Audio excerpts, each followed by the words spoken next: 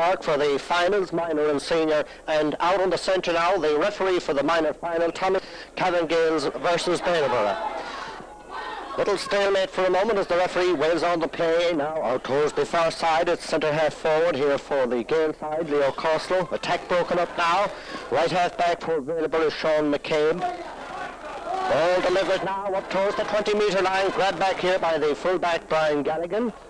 And it comes to the forward there, the Baileboro forward. He takes a shot and he swings it over the bar.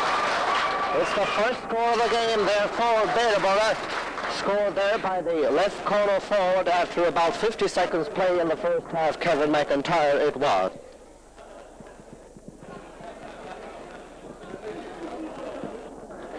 Desi Cullen now with the kick out for Cavan Gaels, who play from left to right in this first half in the blue jerseys, and Baileboro playing from right to left in the red jerseys with the white shorts as the referee blows his whistle, and he will award a free to Cavan Gaels. It's outside the 45-metre line. It will be taken by the centre half back, Michael Fallon, about 47 metres out.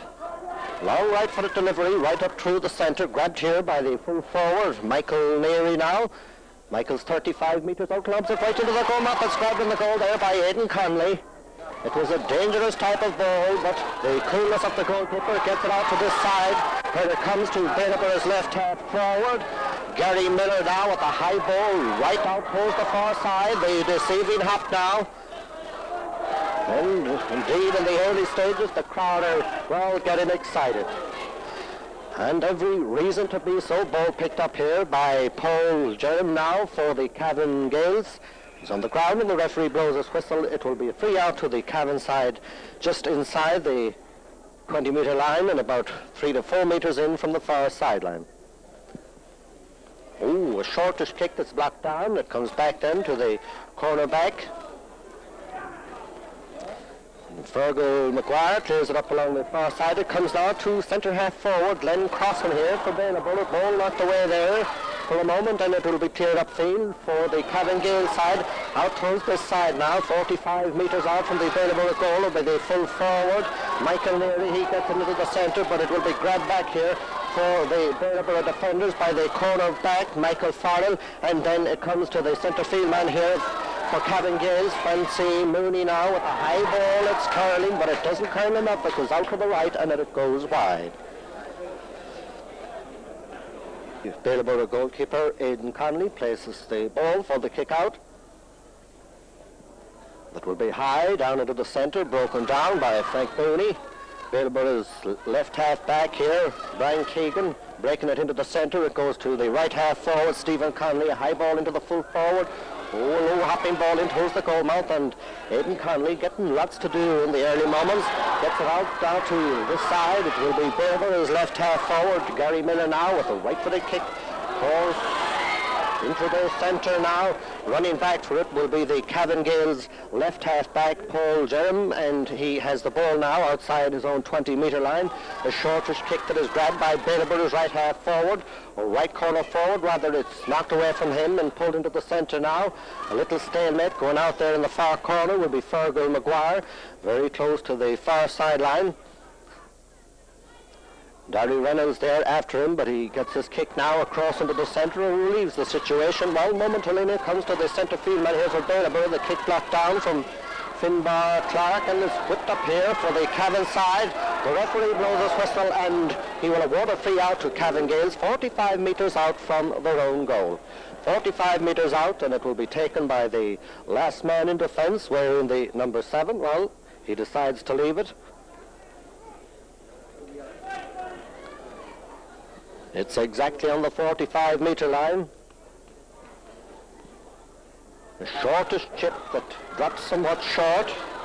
Grabbed here for the Cavan Gaels by the right half back, and he gets it into the centre now towards Frank Mooney. He taps it out now to the right here, the centre half forward, finding it a little bit difficult to get the ball up there into his hands, and it will be picked up here for Baileboro and eventually clear by Brian Keegan. Brian up into the centre now. held here by the centre half-back, Michael Fallon. Michael Fallon's kick now out towards the right, in the right corner forward, Tommy Cullivan going after it for also the Baileboro cornerback, the right cornerback, Shane Lynch. The referee blows his whistle for a foul on Shane Lynch, and the free will be about 13 metres out from their own goal. Way down here on the right, very quickly taken for a very obvious reason and collected by the left half-back, Brian Keegan, now with the left-footed curling shot up along this side. It comes to left half-forward, Gary Miller. Gary Miller now with the ball across into the centre now.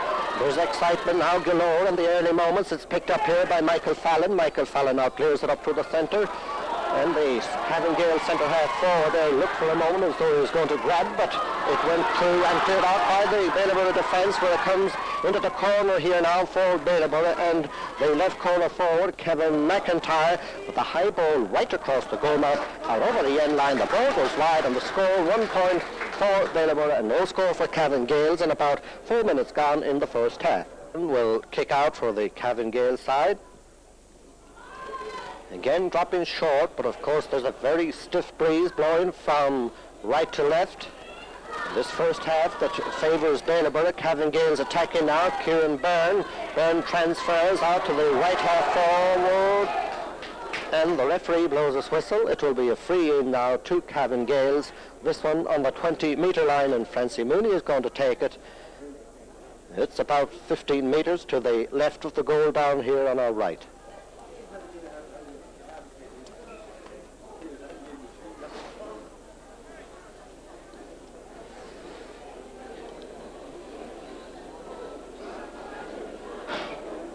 Up he comes now with his right-footed kick. It curls in and it drops over the bar, and Cavan Gaels have now 1 point and Baileboro have 1 point, and we've about 6 minutes gone now in the first half.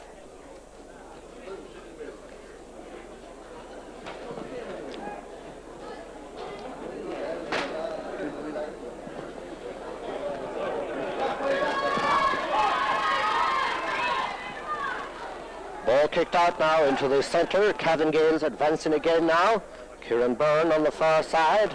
Gets it in towards the left corner to his right half forward, who seems to be playing over on the left wing. Ball grabbed and cleared out for Baileboro by Michael Farrell into the centre. Centre half forward here, Glenn Crossan delivers it right up through the centre now. The ball knocked away for a moment there from Kevin McIntyre.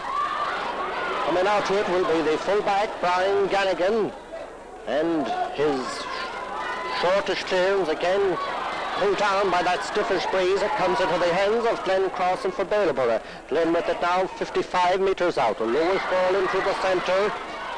Rooted out towards this side and grabbed here by the right half-back Noel Galligan. Knocked away there for a moment, and well, you can see the conditions are somewhat breezy, and at the moment Baileboro are taking advantage of an advantage, but in doing so the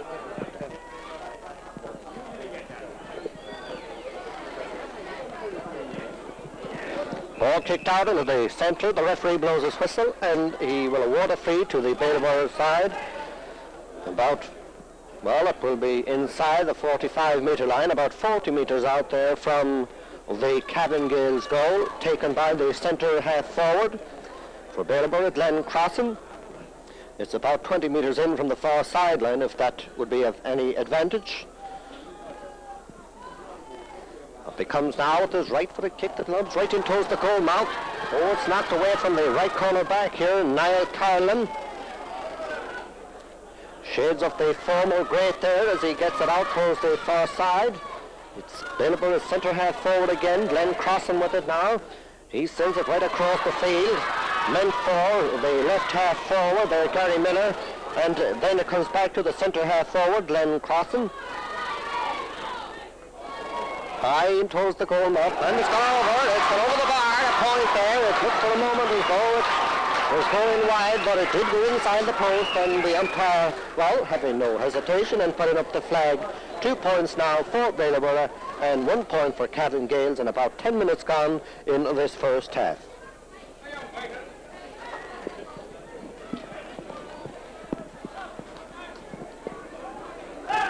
Desi Cullen now will kick out once again for the Cavan Gaels side.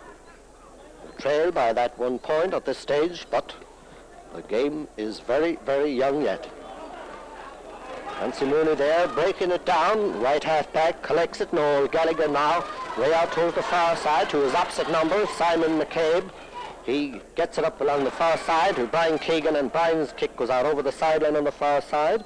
It will be a line ball for Cavan Gaels, and it will be about 25 metres out from their own goal out there on the far side. It will be taken by the left cornerback, Fergal Maguire.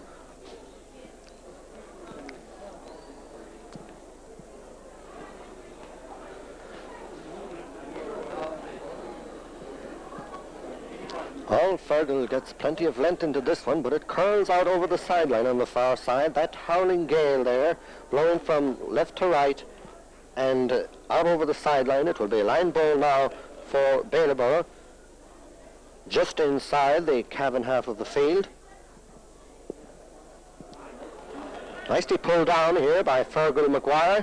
Fergal gets it out into the centre. A hopping ball. Nicely controlled here by the centre half forward, Leo Costello.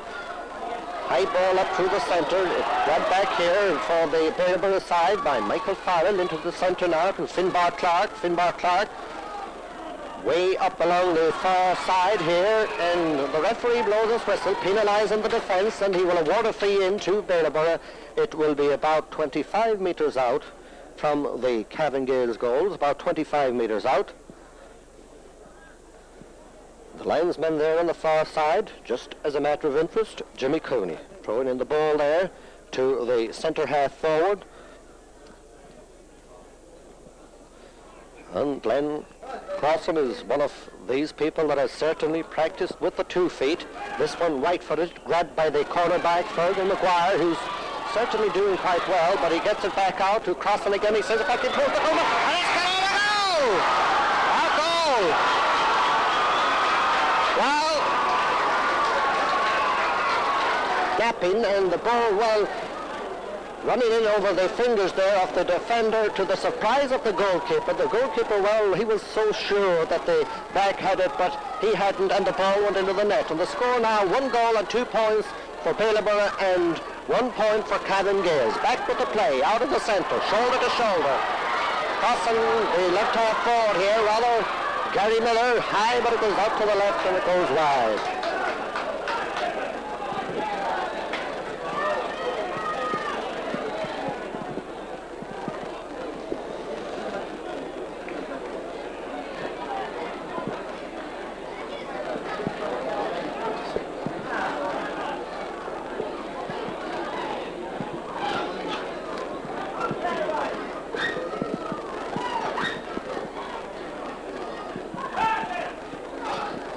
Down on the left, Desi Cullen will kick out for Cavan Gaels. And I'm sure that till his dying day, well, he'll not forget that one. Gary Miller attacking now for Baileboro. Way out towards the far side. Out around the 40-metre line, it's up and down. Now to the left corner forward here. Dara Reynolds, he takes a shot and he sends it over the bar. Dara Reynolds there, grabbing, turning round and sending it over the bar, and Baileboro have now 1 goal and 3 points, and Cavan Gaels have 1 point. Well, it's a dream start, really. The game, well, it may be 14 minutes into the first half, but certainly Baileboro are doing quite well up to now. Desi Cullen will kick out once again now for the Cavan side. Well, moments ago they were trailing by a point. Now they're trailing by 5.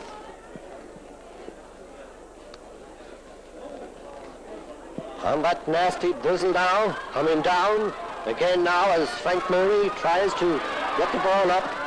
Conditions somewhat breezy, nevertheless, he works his way upfield, being tackled here by Michael Murtha. Murtha still after him, Mooney there very, very close to the ground there. The ball rooted out and then belted way upfield by Sean Clark, the captain of the Baileboro side. Dara Reynolds way up into the corner now. And the ball belted down along the far side.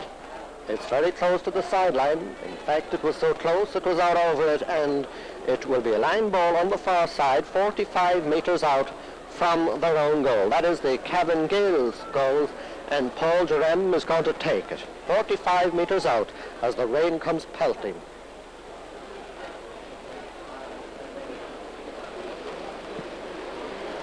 It was to be expected, having been well broken over the last number of days. Out on the far side now, the ball in the hands there of the Cavan Gaels centre fieldman. He gets it dumped out over the sideline, and it will be a line ball on the far side for Cavan Gaels. It will be taken by the centre half-back, Michael Fallon.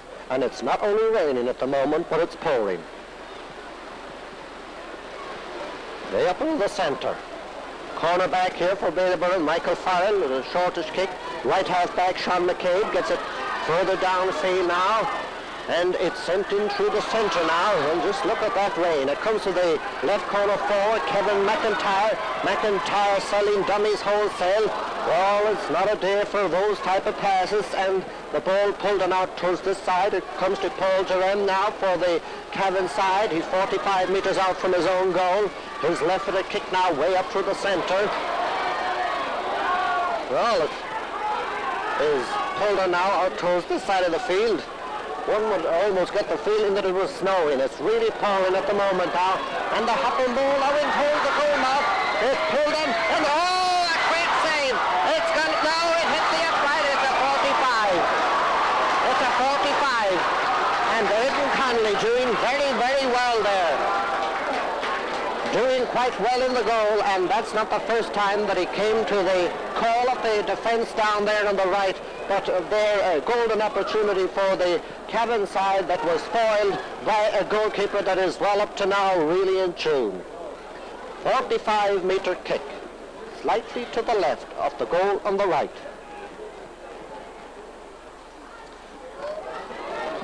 High in towards the goal mouth. Grabbed there by Sean McCabe, and he clears it out over the sideline on the far side. It will be a line ball for Cavan Gaels, just inside that 45-metre line in which the captain of the side will take.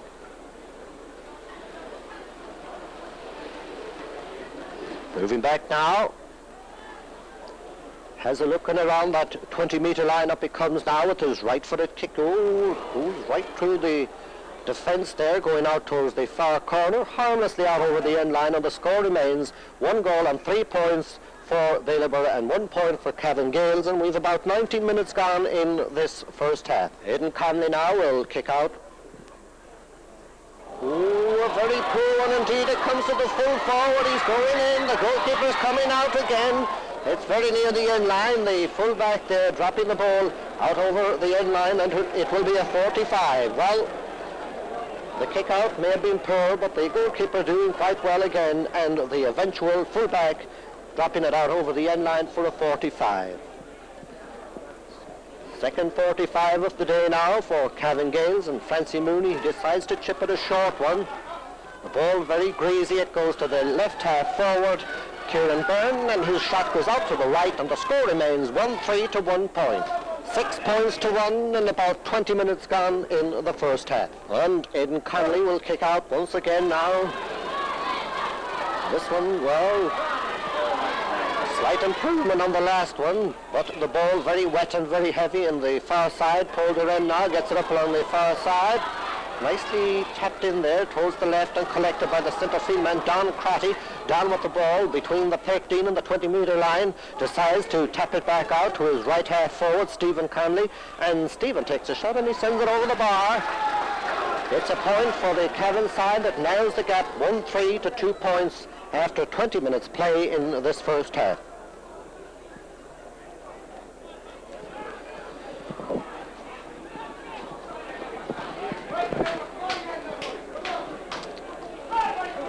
Down on the right now, Timothy Murtha will kick out, this time for the Baileboro players. Up he comes now with his right-footed kick that's high into the centre. Ball slapped down after it. Cavan's left half forward, Kieran Byrne, tapping it back there towards the centre half-back. But it's Gary Miller now. That's going through for all the referee penalising Gary there for holding on too many steps. And he will award a free out to the Cavan Gaels side. It will be about 48 metres out from their own goal. 48 metres out, and Michael Fallon will take it. Thank heavens that downpour that we had some moments ago, well, it seems to have died away, at least for the moment. Michael Fallon, high up towards the side, nicely brought down here. Michael Murtha, Michael's kick now, back up, watch the hopping ball. And it comes out now towards the side. Gary Miller tapping it into the centre. There was nobody really there to meet it with the exception of the cornerback, Niall Carlin, and Niall's kick now out towards this side will be collected by Francie Mooney now, 40 metres from his own goal. The shortest kicker at the centre, Don Crotty, doesn't quite hold on to it. Michael Murtha does now, hops once, hops twice, out over the end line, and it hops wide. 1-3 to 2 points in favour of Baileboro, and about 22 minutes gone in the first half. Des Cullen now will kick out towards the far side against that stiffish breeze. Paul Jerem for Cavan on the far side. 40 from his own goal. Centre half forward here. Pulls it down for the Cavan Gaels side. Leo Costello now. Throw the hand up through the centre. Decides to get rid of it. Brought down by the full back there for a moment for Baileboro, and it comes out now towards this side. The right corner forward, and he takes a shot and it's over the bar. Tommy Cullivan it was. There at the psychological moment, taking the shot, sending it over the bar, and bit by bit they've been narrowing that gap. 1 goal and 3 points now for Baileboro and 3 points for Cavan Gaels, and about 24 minutes gone in this first half. Timothy Merton now with the kick out towards the far side. The reaching fingers there of the right half forward, Stephen Conley, failing to hold it. Sean McCabe here, and the referee blows his whistle. He will award a free to Baileboro. It's about 55 metres out from their own goal. And Sean will take it himself. Well, one of the shorter ones on record. Glenn Crossan now with it. Oh, lobbing in towards the goal mouth. It's gone out over the end line. It's gone wide. It was a hopping, dangerous ball, but it went out over the end line, and the score remains 1 goal and 3 points for Baileboro, and Cavan Gaels have 3 points. Then for the kick out. Well, I don't know if you can notice or not, but the ball, well, it's as white a one as ever I've seen. After a very, very heavy downpour, the short kick out, Francie Mooney, kick blocked down, coming down here, Gary Miller. Miller with it now, 40 metres out from the Cavan goal with the sail of a dummy, sends it in now to Crossan. Crossan's outside the 20-metre line. Nice point, it's over the bar, a point there. Scored by the centre half forward, 1 goal and 4 points now for Baileboro, which is 7 points, and Cavan Gaels have 3. But in recent years, and as almost was expected, well, they appear in this minor final here on Lucky for some September 13, 1987. Out of the centre, all knocked away from the centre field man, comes here to the centre half forward for Cavan Gaels, Leo Costello. Just inside his own half of the field is not the place for dilly-dallying really, with this very greasy ball high up in the air, coming down on the far side.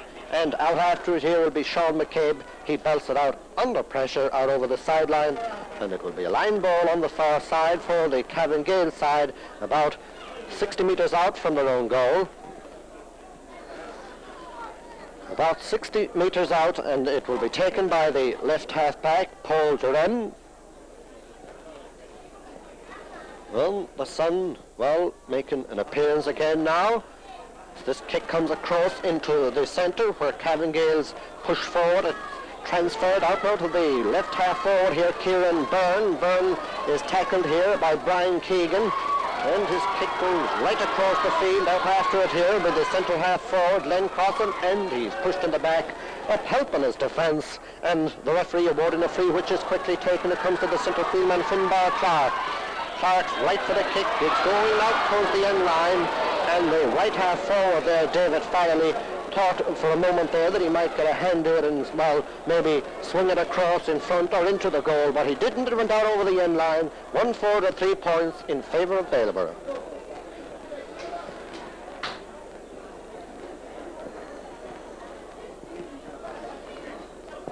As Des Cullen places the ball down here on the left now for the kick out.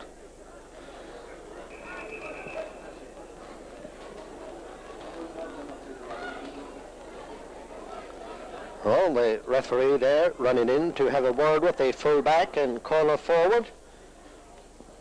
who are apparently having a little to-do, among others, as the shortish kick out again, right half forward here now for Baileboro. David Farrelly, well, he got a chance this time, but it went out to the right and it goes wide. 1-4 to 3 points, Baileboro in front, and about 27 minutes gone now in the first half. Des Cullen to kick out once again for the Cavan Gaels.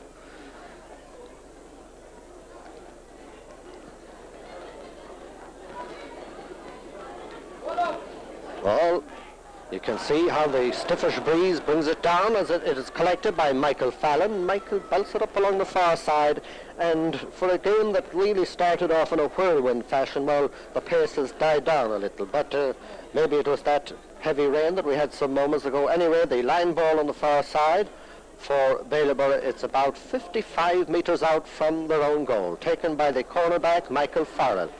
Lowish one into the centre.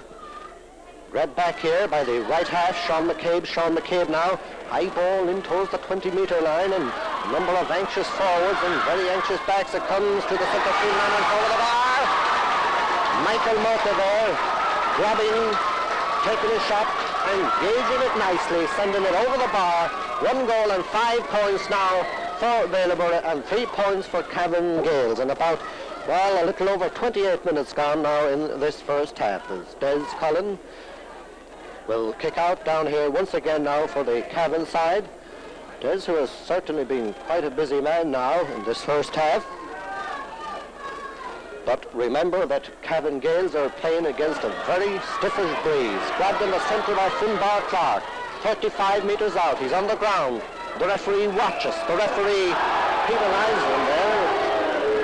Well, it was a decision that wasn't greeted with the greatest respect from some of the supporters, but I thought it might have been a little bit harsh. Anyway, the free for Cavan Gaels now, way up towards the side, and Francie Mooney after it, goes down for it. He's on the ground, and it will be a free here, 40 metres out from the Baileboro goal for Cavan Gaels, in which Francie Mooney will take. 40 metres out, slightly to the right, down here at the goal on our right. It curls out to the left, it's gone wide, and the score remains 8 points to 3, or if you prefer, 1 goal and 5 for Baileboro and 3 points for Cavan Gaels. Now down on the right will kick out for Baileboro this time, who lead at this stage 1-5 to 3 points.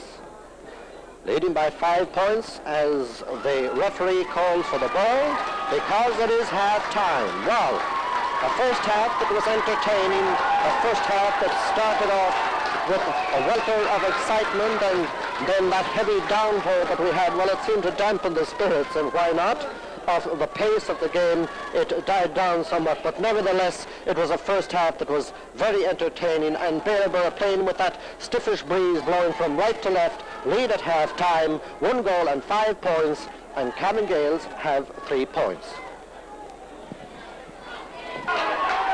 The last of the players there, the goalkeeper, running out there under the tunnel into the dressing rooms for to have a chat about what happened and what might happen in the second half, so on and so forth. Meanwhile, down in front, the crowd, as you can see, well, at this stage, really moving in now for the big one, the big day here in Breffni Park, the senior final, Kingscourt versus Rammer. But remember that it is also a very big day in the lives of the miners from Baileboro and Cavan Gaels. A very important occasion, an occasion, you know, that holds an aura and a spirit all to itself, and the crowd enjoying every moment. The weather really nothing to do with the atmosphere, and it's a carnival, colourful atmosphere here in Breffni Park on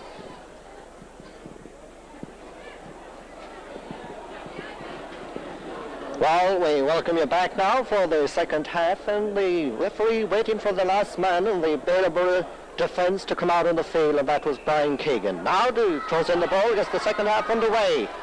And straight away, Baileboro are about to attack. The referee blows his whistle. He will award a free to the Baileboro side, just inside the Cavan Gaels half of the field.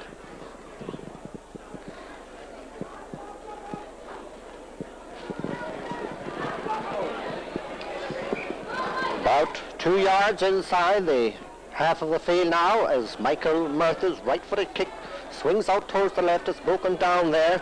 After the left corner forward, he gets the ball up into his hands and goes down along with it, then taps it out towards the centre half forward. But on the far side, Cavan Gaels, right half back, Noel Galligan clears it out over the sideline on the far side, but it will be a line ball outfield.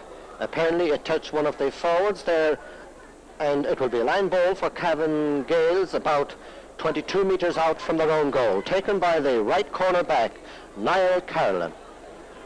Up along the far side, out over the sideline, line ball on the far side for Cavan Gaels. This one will be 65 metres out from their own goal. 65 metres out, Michael Fallon over there on the far side to take it. 1 goal and 5 points for Baileboro and 3 points for the Cavan Gaels. At half-time, as the ball is pulled down here by Michael Murtha, and Michael delivers it up through the centre now. Oh, slipping there for a moment there. Noel Galligan then goes back and gets the ball up into his hands, and his left-footed delivery up through the centre as the ball is broken down. Don Crotty pulling on it there. Frank Mooney, to the surprise, here grabs it now, hopping the ball, and really, conditions are very, very greasy, and the ball now in the hands of the centre half forward here for Cavan Gaels, tackled there nicely, and the ball cleared outfield for Baileboro. It comes up now to the right half forward, David Farley. David Farley with it along the ground now into the centre to Glenn Crossan. Crossan 40 yards out now from the Cavan Gaels goal. Hopping ball in towards the 13-metre line, grabbed by Niall Carolan. He in turn has grabbed the referee, awarding a free out to Cavan Gaels, and it will be 20 metres out from their own goal, taken by the goalkeeper down here on the right, Des Cullen.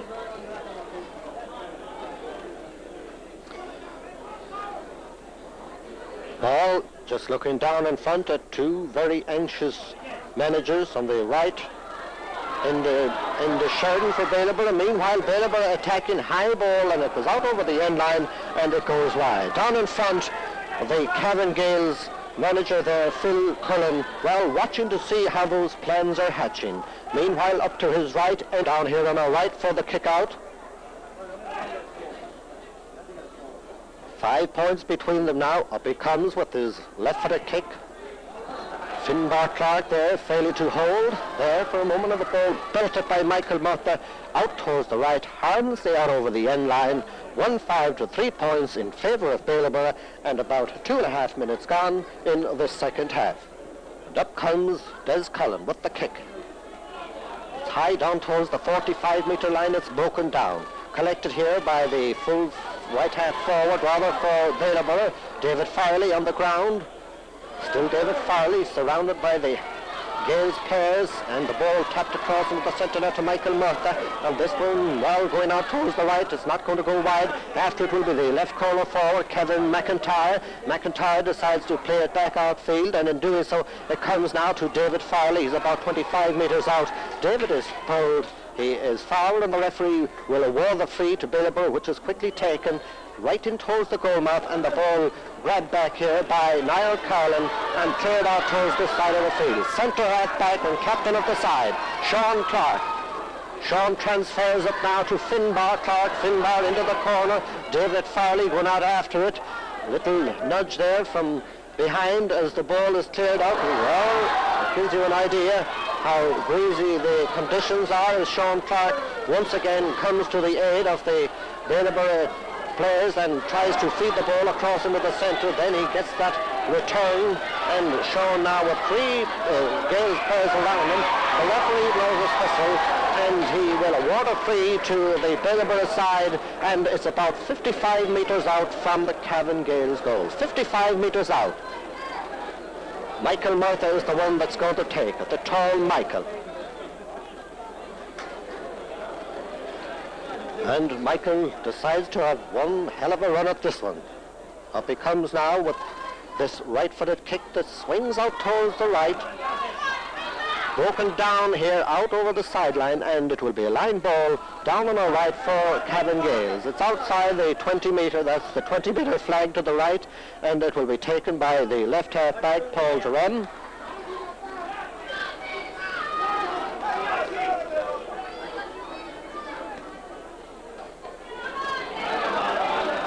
into the centre. Frank Mooney now for Cavan. High ball, very, very high, hopping ball. Going back after it, the full-back here, Timothy Murtha.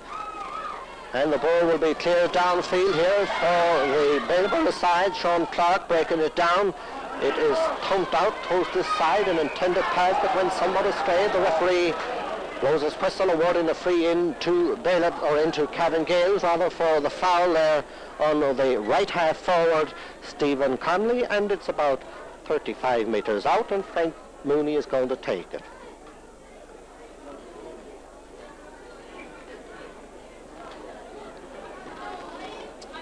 And he swings it in and over the bar, narrow the gap somewhat. Cavan Gaels now 4 points, but Baileboro have that 1 goal and foul. Kick out down here on the left for Baileboro.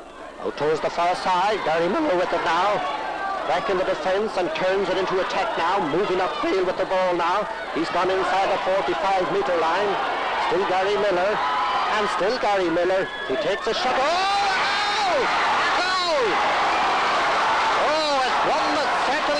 Looking at again, and I think the man that must get the credit there from that ball that came in from Miller was the left corner forward, Kevin McIntyre. Dara Reynolds was beside him, but it was McIntyre, I would think, that got the hand to it and swung it into the back of the net, and Baileboro now lead 2 goals and 5 points, 2-5 to 4 points. 9 minutes gone in the second half. Des Cullen placing the ball. Placing the ball down here on the right now for the kick out. Well, Cavan side have really got it all to do, yet there's almost 10 minutes gone now in the second half, but Baileboro really dictating the pace. At the moment it is Cavan Gaels now that move upfield, but any would-be attack will be broken up as the referee blows his whistle. He will award a free there to the Baileboro side. It's about, well, it's 48 metres out from their own goal. It will be taken by the right half-back here, Simon McCabe. Simon's right-footed kick. I think they might have been calling Simon Sean earlier on. Anyway, we'll follow the play as the referee blows his whistle, and he will award a free outfield. Awarding the free out to the Cavan side. Michael Fallon will take it. It's about a foot outside the 45-metre line.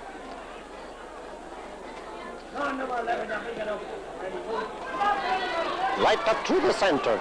Broken down, and Francie Mooney's got it. Outside the 45-metre line. And he takes a shot and is, well, a fine point there from outside the 45-metre line. Timothy Murtha now will kick out once again for the Baileboro side. High into the centre. The referee blows his whistle and he will award the free to Cavan Gaels outside the 45-metre line. Francie Mooney will take it now. It's about 46 metres out, or if you want to put it in older terms, maybe 52 yards. Dead straight in front of the goal. He steadies himself, then has a look in at the goal. Up he comes now, lobbing it, but it goes out to the right. It had the distance all right, but it went out to the right, and the score remains 2-5 to 5 points. And from the kick out on the far side, it is grabbed here by Kieran Byrne for Cavan Gaels. He transfers into Leo Costello. Leo now in a little trouble for a moment, gets it to the centre field man, Crotty, and Crotty's kick is half blocked down. It comes to Kieran Byrne now. Ball knocked away here for a moment, and referee waving on the play. Francie Mooney with it now. Left it curling one out towards this side. The left corner forward, Eamon Donoghue there, failing to hold it, and the ball cleared out towards this side, and it has gone out over the sideline. It will be a line ball down here in front.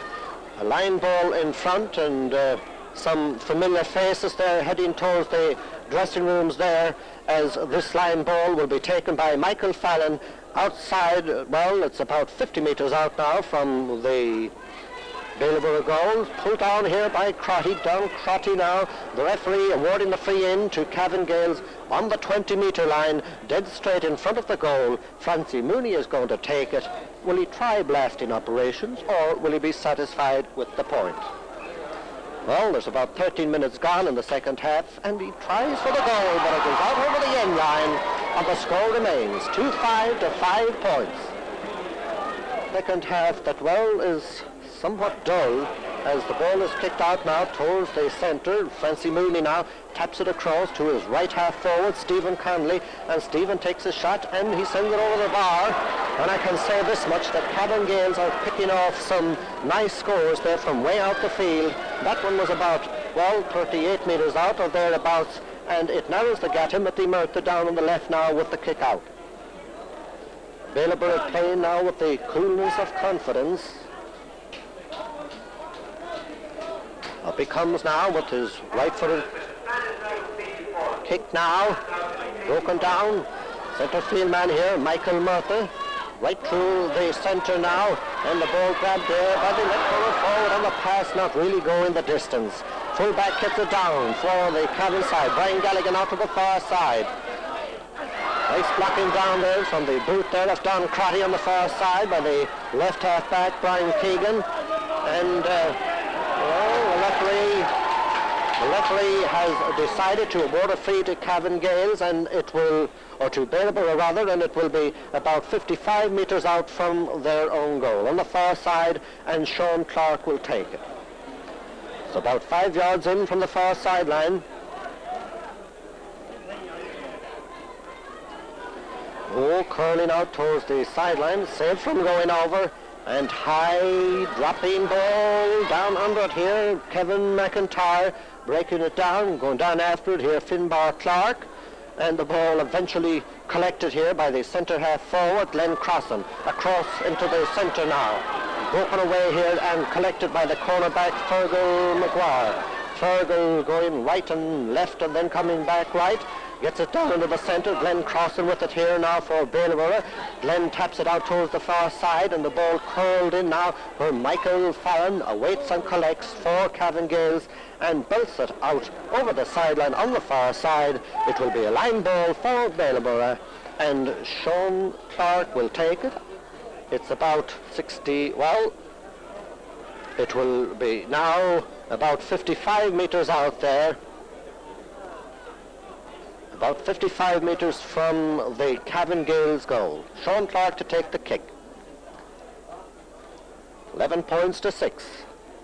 Ooh, a lowish one that was almost blocked down there by the centre half forward. Added to there, and Niall Carlin now with it for Cavan Gaels. Niall clears it way upfield for the Cavan side, who are in desperation for a score. Even a goal will come in, very useful at this stage, and Francie Mooney's trying to do something about it. In towards the goal mark. Oh, the chance of a lifetime on the right corner forward after it.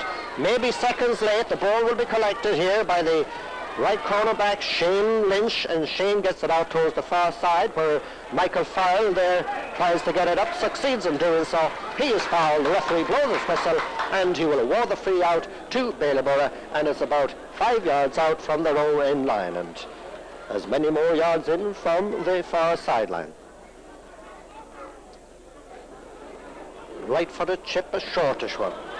Cavan Gaels full forward pulling on it, but where's the forwards? The ball's gone out over the end line, and the score remains 2-5 to 6 points in favour of a very confident Baileboro side at this stage, with about 17-18 minutes almost gone in the second half. Aidan Conley to kick out down here on the left.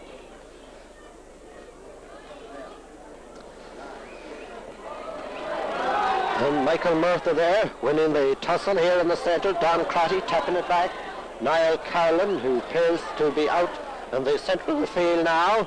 And the ball belted out over the sideline there by Finbar Clark on the far side. It will be a line ball for the Cavan Gaels side, in which Michael Fallon will take. Just inside the Baileboro half of the field. Michael comes up now. Right-footed kick way up along the far side, grabbed there on the chest of the right corner forward, Tommy Cullivan, swings it in towards the goal mount, but not towards it enough, and the score remains 11 to 6. 5 points between them. 18 minutes gone, second half. Once again now for the Baileboro side, On into the centre, broken down. Referee blows his whistle and he will award a free to Cavan Gaels, who are about to introduce a sub at this stage. It looks like Cian O'Connor is coming into the game now for Cavan Gaels. Meanwhile, the free will be around the 45-metre line, there or thereabouts.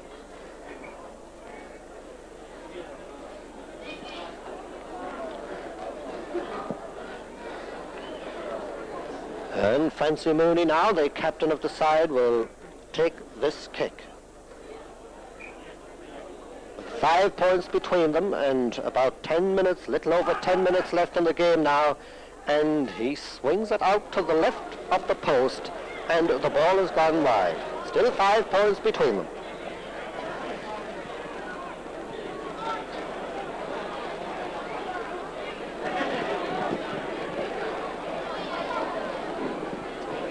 Well, at the moment now, really up in the Baileboro half of the field, trying to save this game for the town side. Finbar Clark is going to do his utmost to prevent. So also left corner forward, Kevin McIntyre, but his kick well goes somewhat astray and the fullback clears it out. Brian Galligan now out towards the far side. The referee blows his whistle and he will award the free to Cavan Gaels, in which Francie Mooney will take. It's about a yard inside the Baileboro half of the field, and Francie Mooney is not going to take it. It will be taken by Michael Fallon instead. Right-footed one now. Oh, nicely pulled down there by the centre half forward, but to his misfortune, he dropped the ball and it will be cleared out here into the centre of the Baileboro, and it comes to Glenn Crossan. Crossan with it now, 55 metres out, low ball along the ground, very low ball, and collected here by the fullback, Brian Galligan. Galligan gets it out towards the far side of the field, and out there to meet it will be Michael Murtha. Michael Murtha now for Baileboro gets it a short one up along the far side. Hurled centre cross into the centre now when it comes to centre half forward, Glenn Crossan. Glenn Crossan with it now is about 25 metres out, hesitating for a moment. Then the ball knocked away from the fingers there of Kevin McIntyre. The referee blows his whistle and he will award the free out to the Cavan Gaels side.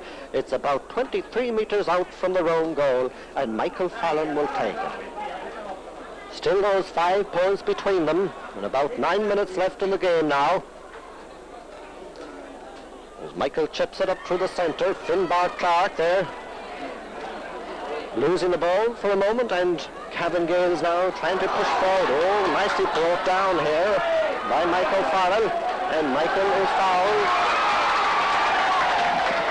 Referee awarding the free out to Baileboro. It will be about 35 metres out from their own goal. Timothy Murtha will take it. And the sun beaming down. But who knows what's coming after it. 35 metres out, and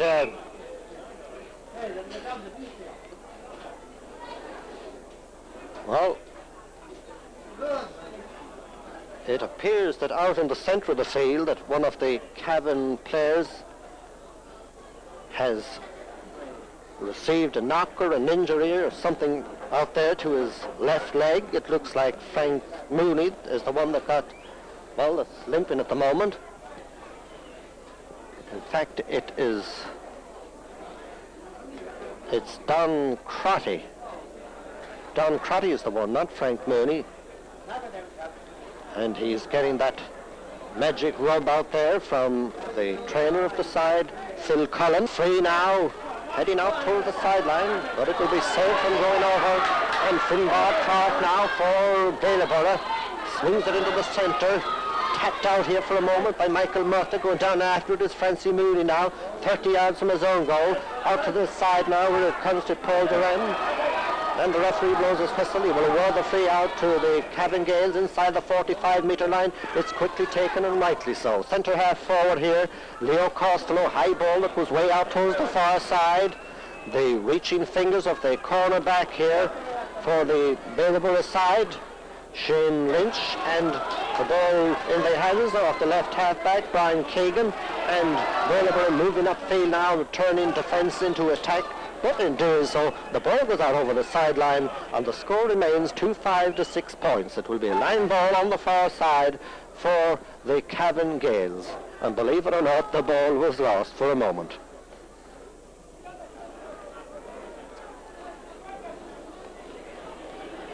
It's about 50 metres out there. 50 metres out from their own goal on the far side. Niall Carolan. Sean Clark pulling on it there first time. Going down after it there, the right corner forward for Cavan Gaels, and then gets it to a centre half forward in towards the goal mouth. Going down after it, Michael Farrell. Going down there, careless and grabbing the ball, tucking it in under his chest, and the referee blows his whistle. He will award the free out to the Baileboro team, and it's just inside the 20-metre line, about a foot inside if you want to be exact. Way out towards this side now. Simon McCabe, 45 metres out from his own goal, way up through the centre. Added a little bit further, but going back for it here will be Fergal Maguire. Fergal Maguire for Cavan now. Way up to the centre of the field. Once again now, it comes to the centre half forward, Leo Costello. Leo up along the left side here. A little nudge there coming from the substitute. It's in the hands now of the right half forward, Stephen Conley. Stephen's about 25 metres out. His shot goes way out towards the left, but it went off the defender just as he got rid of it, and it is a 45. A 45 for Cavan Gaels, with about 5 minutes left in the game. 45, that will be about 7 or 8 metres to the left of the goal down here on our left, in which Michael Fallon will take, and it will be interesting to see whether he will lob this one in and try and engineer a goal, as time is very much against them. It goes out towards the right. It's not gone wide. Open down by the right corner forward, Michael Farrell once again. And Michael says any port in a storm, and belts the ball out over the sideline on the far side. It will be a line ball for Cavan Gaels, just outside the 20-metre line. Right-footed one now that drops right in towards the goal mouth. It's not out of danger yet, but going back for it here, centre field man shouldered out over the end line, and it will be a 45. Once again now, Michael Fallon will take it.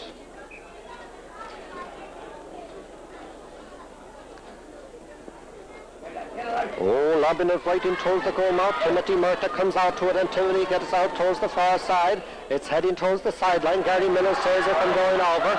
Miller with the ball now, knocked away from him there for a moment, and then it is, well, somewhat scrapped up into the centre, and Baileboro now pushing forward again. The hopping ball in towards the 20-metre line. Grabbed in here for the Baileboro lads by the centre half forward, crossing, and he's got it now inside the 45-metre line. He decides to tap it out towards the far side, where they are surrounded by the half of the Gaels team at the moment. In now to the left corner forward, hoppity hop, out over the end line, and it hops wide. Score remains 2-5 to 6 points. Des Cullen to kick out, with about 4 minutes left in the game now, down towards this side. Long relieving clears now from the centre half forward for Cavan Gaels. Francie Mooney now racing after it. An awful lot expected from this, but it's gone wide, only just. Well, it went in like a bullet, but it went outside the post, and the score remains 11 points to 6, or if you prefer, Baileboro 2-5 and Cavan Gaels 6. Aidan Conley looking the worst of the weather, but I'm sure it doesn't annoy him at this stage. As Mooney breaks it down, Simon McCabe pulls on it now for Baileboro through the centre. Glenn Crossan with it now. Crossan cuts it further upfield, meant for his right corner forward. Back here is Fergal Maguire, and Fergal is fouled. And there's a free out for Cavan Gaels, 65 metres out from their own goal. Michael Fallon decides a quick one across into the centre. It didn't quite pay off, but maybe it will. Ray Carolan now. Or rather, Niall Carolan, well, son of the foreman, and indeed that goal! It's got in. A goal there for the Cavan side, but well, I'm beginning to wonder, is it a goal that might have came too late?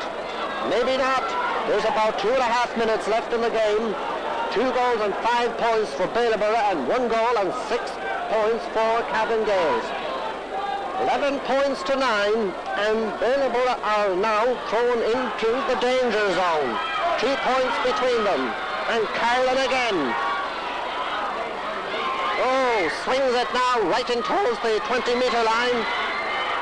Well, I'm beginning to wonder, did the Baileboro defence goal relaxing for a moment, or are Cavan Gaels doing something that they haven't been able to do up to now? The ball has gone over the end line, but the referee blows his whistle, and he will award a free out, apparently down on the left there, award the free out to Baileboro, and not over yet. Timothy now with the kick down along the far side, broken away there, out after it. Baileboro's left corner forward, so also Michael Fallon and Michael across into the centre, nicely grabbed back here by Timothy Murtha at a very important stage. The referee blows his whistle and awards the free out to Baileboro. It's about 40 metres out from their own goal, and Timothy Murtha will take it. 40 metres out. About a minute left in the game, we make it 2-5 to 1-6, 11-9. High out towards the far side, it's broken down. Kevin McIntyre knocked away there for a moment, and the ball now sent in towards the Gaels goal, coming out with the full-back Brian Galligan. Galligan gets it high out into the centre of the field. Centre half forward here, Leo Costello. Costello 65 metres out, decides to tap it into Dan Crotty. Crotty to Mooney, and now the rowing. Mooney takes a shot and it's gone over the bar. It's gone over, and it's one that, well, if it had been a bit lower, it might have been more, but it wasn't. It went over the bar, and now there's only 1 point between them. But time is very, very much against the Cavensmen and the grandstand finish. Well, be triumphant and bring the cup back once again to the Baileboro side as the ball put out over the sideline on the far side. Will be a line ball which is quickly taken. Niall Carlin racing after it. He's on the 20-metre line. Beside him is Gary Miller. Still Niall Carlin. Well, still Niall Carlin. One begins to wonder should there have been a free either way, but nevertheless the ball cleared out now towards this side. Shoulder to shoulder here, and the Cavan Gaels man winning the tussle here, and Paul Duran now way out towards the referee is awarding a free in. He's awarding a free in on the 20-metre line, and it is almost in front of the goal. 20 metres out, and who would have thought 15 minutes ago that it would be so close towards the end. Fancy Mooney to take what could be described as the most important kick of his career. It's just outside the 20-metre line, and it's about 2 yards to the right of the goal on the right. He has a look, up he comes now, and he chips it out to the right, and he sends it wide. Oh, there. Well, if we had a goal in the early stages that the goalkeeper might not forget till his dying day, well, Fancy Mooney certainly will not forget that one. Memories of Breffni Park in 1987. It was a chance there that might have saved the game with that bare point between them. Ball kicked out, it's not over. Into the centre. Right half forward here after it, Stephen Conley. Conley dropping the ball. Don Crotty collects it now. And Crotty with the high curling dropping ball into the goal. It's a goal! It's a goal! Oh! Oh! What a goal! Oh dear! And down in front. Well, there are Baileboro mentors that are absolutely stunned. The curling ball, a carbon copy of the one moments ago, and deflected into the back of the net. And Cavan Gaels are really motoring at this stage. But Baileboro are coming back now. Oh, for them, what a horrible way to lose a game. For Cavan, what a wonderful way to come back. They kept battling and they kept plugging. And in doing so, bit by bit, they brought it down.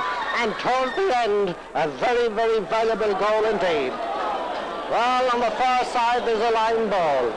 Does it matter whether it's a kick out? Does it matter whether it's a line ball?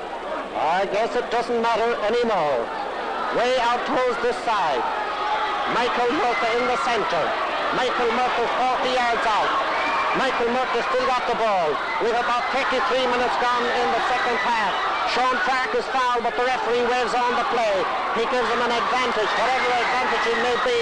He now decides to give the free, and it will be to Baileboro outside the 20-metre line, and the only thing they can do is, well, go for a goal.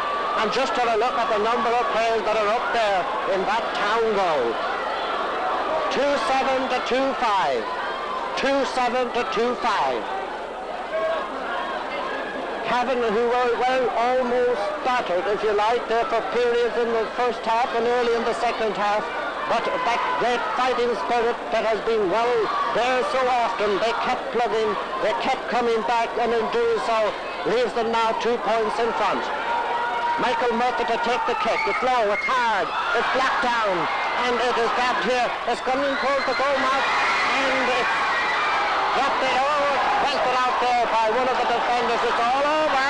It's all over. The referee has called for the ball, and Cavan Gaels have won.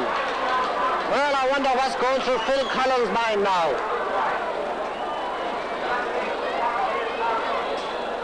What a change, what a turnaround. 2-7 to 2-5.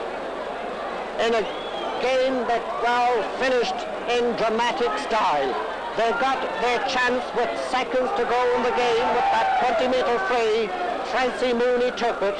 There were an awful lot of people expecting him to tap it over the bar.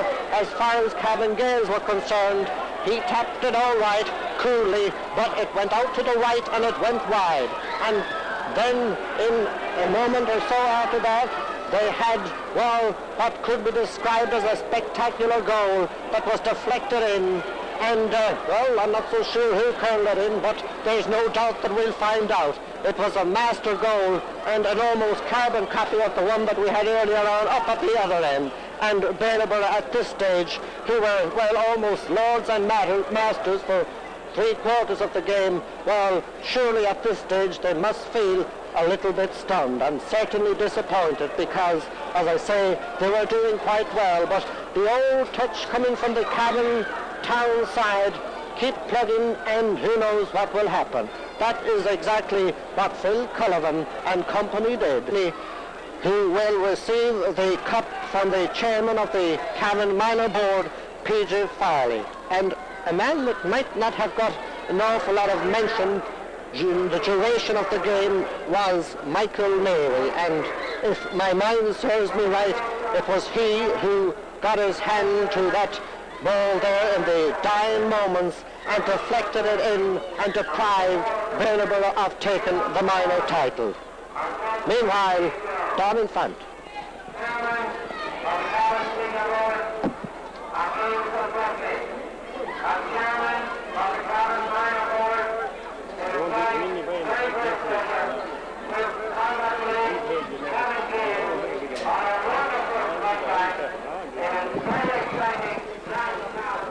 Well, is he happy?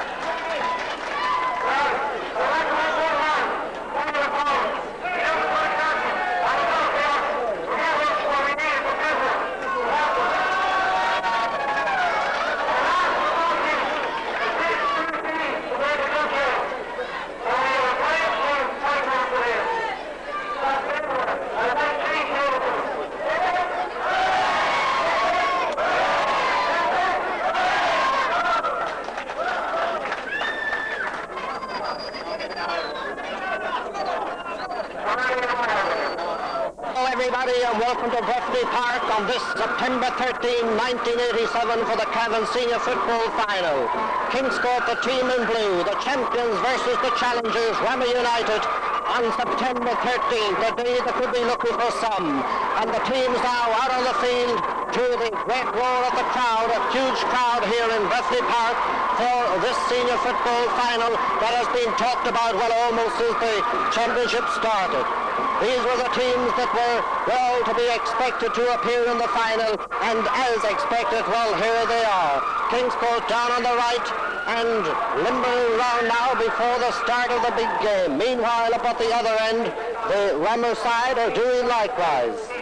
And just as they do, I will give you a quick rundown on the lineouts of these teams for this 1987 final, and we'll start with the champions. In goal, number 1, Francie McKenna. Right fullback, number 2, Brendan Farrelly. Fullback, number 3, Terry Riley, and left back, number 4, Maurice Roundtree.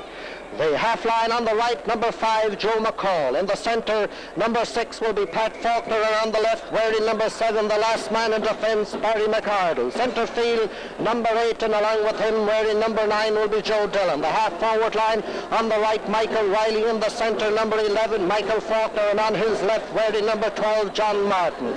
Top of the right, number 13, the man that went and the man that came back, Aidan Tierney. Full forward, Tommy McCall, and top of the left will be Michael Farrelly. And the Rammer side playing as selected. In goal, number 1, Frank McGuire. He played in the goals in 74 for the Miners. Right cornerback, Kevin McDonald, wearing number 2. Conor O'Connell will wear number 3, and on his left will be Frank Comey. The half line on the right, number 5, Kevin McNamee, one of the smaller but most effective players on the side. Centre half back, Micheál O'Donoghue, and wearing number 7 will be Niall Dolan. Centre field, Eamon O'Connell, and along with him, number 9, David McDonald.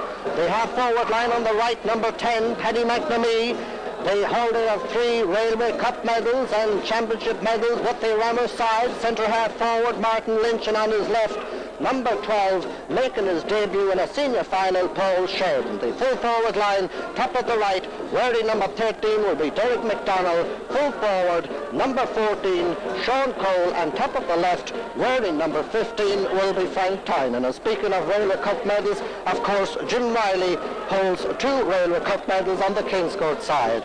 The teams down there now, the Kingscourt side having their photograph taken, and Rammer up at the other end, well, still having that kick around before the curtains rise. The band down in front entertaining the crowd with precision and grace. The crowd is huge, and the weather has, well, picked up a little. Not an awful lot. The sun is beaming down, and the heavy rain that we had in the minor game certainly will leave the conditions, well, somewhat slippy indeed. Down in front now we will have the Rammer side posing for their usual photographs before the big game.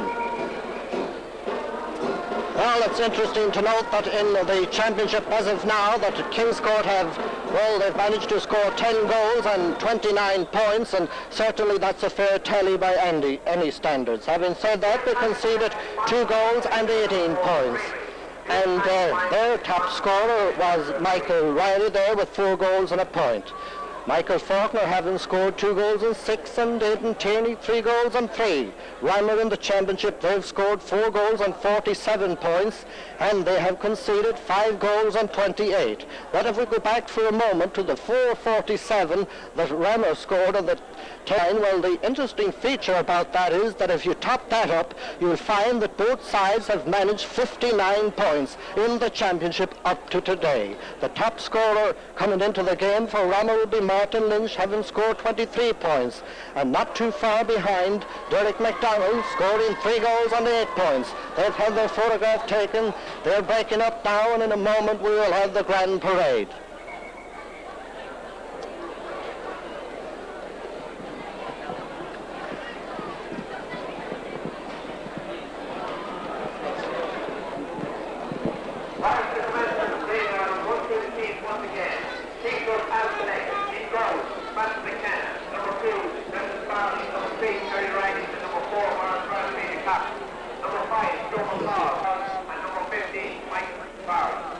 And so the grand parade gets underway.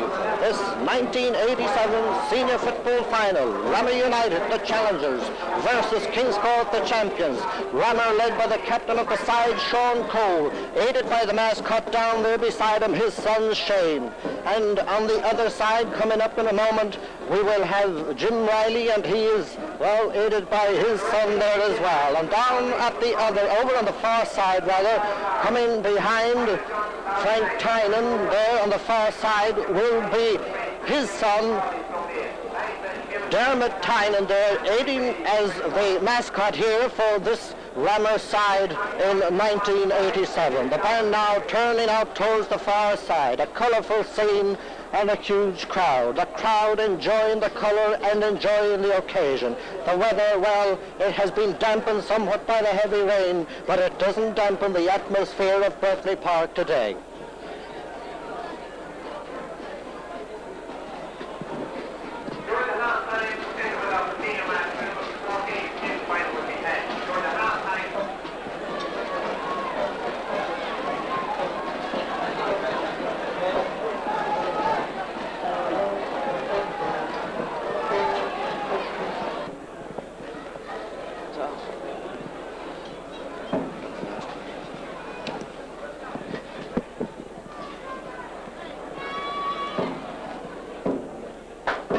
They roll up the drum now, and we're playing off around the vein.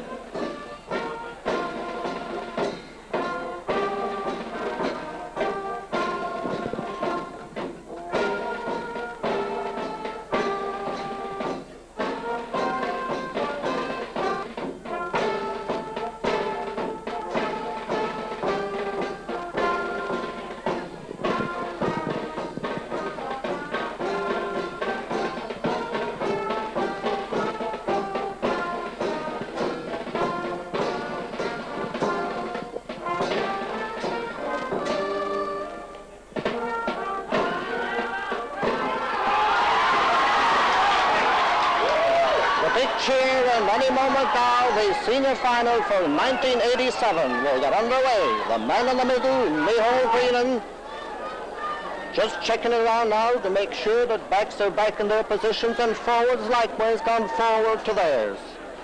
Now checking the watch, the whistle, the throw-in, and the senior final for 1987 gets underway, and Kingscourt are straight away into the attack.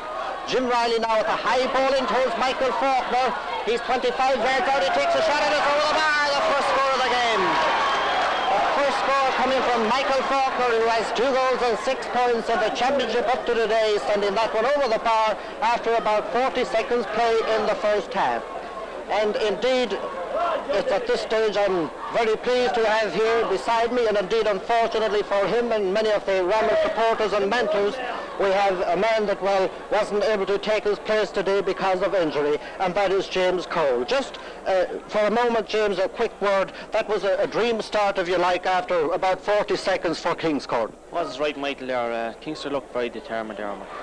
I don't think that'll deter Rammer in any way. I think it'll make them more confident. Yeah, meanwhile now we back with the play as the ball goes out over the end line. The umpire and the referee has signalled that the ball has gone wide. 1 point for the champions and no score for Rammer, and about a minute and a half gone in this first half. Down on the left here, Frank McKenna will kick out for the Kingscourt side.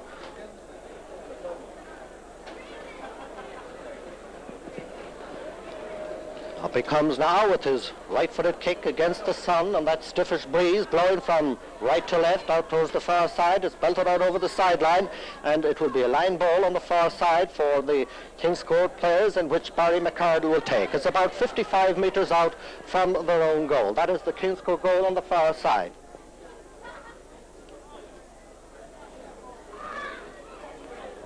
Oh, a right-footed one that's high and pulled down by the stiffish breeze. Michael Faulkner breaking it down there on the far side, but it's gone out over the sideline. Michael Riley trying to keep it in play. Michael, who normally operates on the 40 for Kingscourt, out there at right half forward, but players, well, being switched all around the place now as this ball comes across into the centre.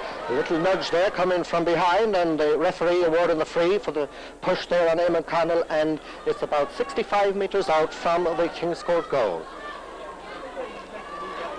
David McDonald decides a shortish one up now towards Paddy McNamee. Inside that 45-meter line, the referee penalising him there.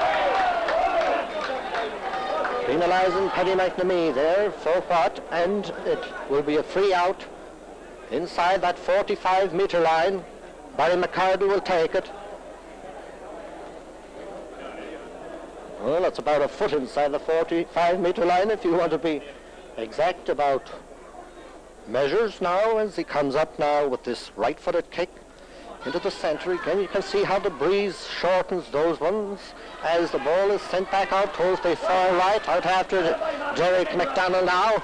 Derek with the ball, he's about 25 metres, dropping it there for a moment, and it's collected and sent into the centre here for Kingscourt, where it will be cleared way upfield by Pat Faulkner. Pat Faulkner now up through the centre, coming down to Kevin McDonald. And Kevin McDonald, the referee, is going to have a word there with Kevin McDonald there for pulling there, and writing his name down into the little book. It will be a free for Kingscourt, 65 metres out.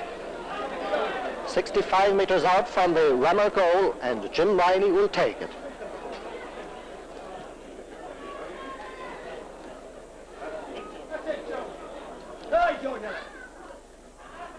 Well, it was one of the shorter ones on record. Out to Joe Dillon, he transfers it now to Aidan Taney, outside the 20-metre line, beginning to wonder which way he was going to go for a moment, decided to tap it to his full forward. Now it's in the hands of the left half forward. He takes a shot, it's high, it's wide, and the score remains Kingscourt 1 point, and Rammer have no score. And about 4 minutes gone now in the first half. 4 minutes gone in a game that, well, is full of tension in these early moments, as Frank Maguire paces the ball down here on the right for the kick out for Rammer.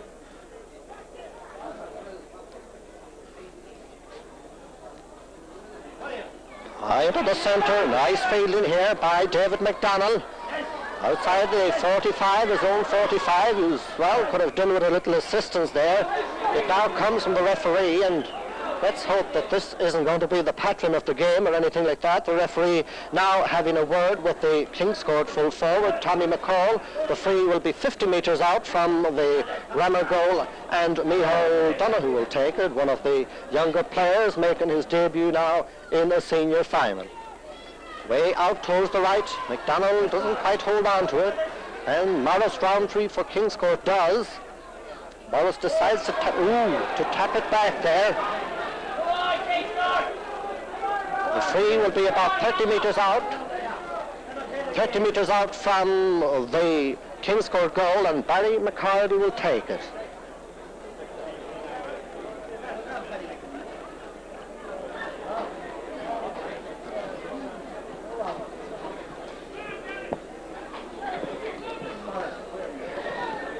And there's this kick now, right up through the centre, over the centre field men. Back here is Kevin McDonald. McDonald now clears it down towards this side. It comes to Paul Sheridan, one of the youngest players on the field now, with the left of the curling ball. Down under it is Cole, knocked away by Terry Riley. Eamon Connell with it now. He is fouled, and the referee will award the free to Rammer, 45 metres out. Martin Lynch will take it. 45 metres out from the Kingscourt goal. It's about 20 metres in from the near sideline. Almost 7 minutes gone in the first half, and all Rammer have yet to score. Kingscourt have 1 point, and there's tension out there in the air. You could almost feel it as you look out, and Martin Lynch sends it high, and it's over the bar. Their first score here in the senior final. Martin Lynch sending that one over. He had 23 coming in. Now he's got 24. 1 point for Rammer, 1 point for Kingscourt. Almost 8 minutes gone now in this first half.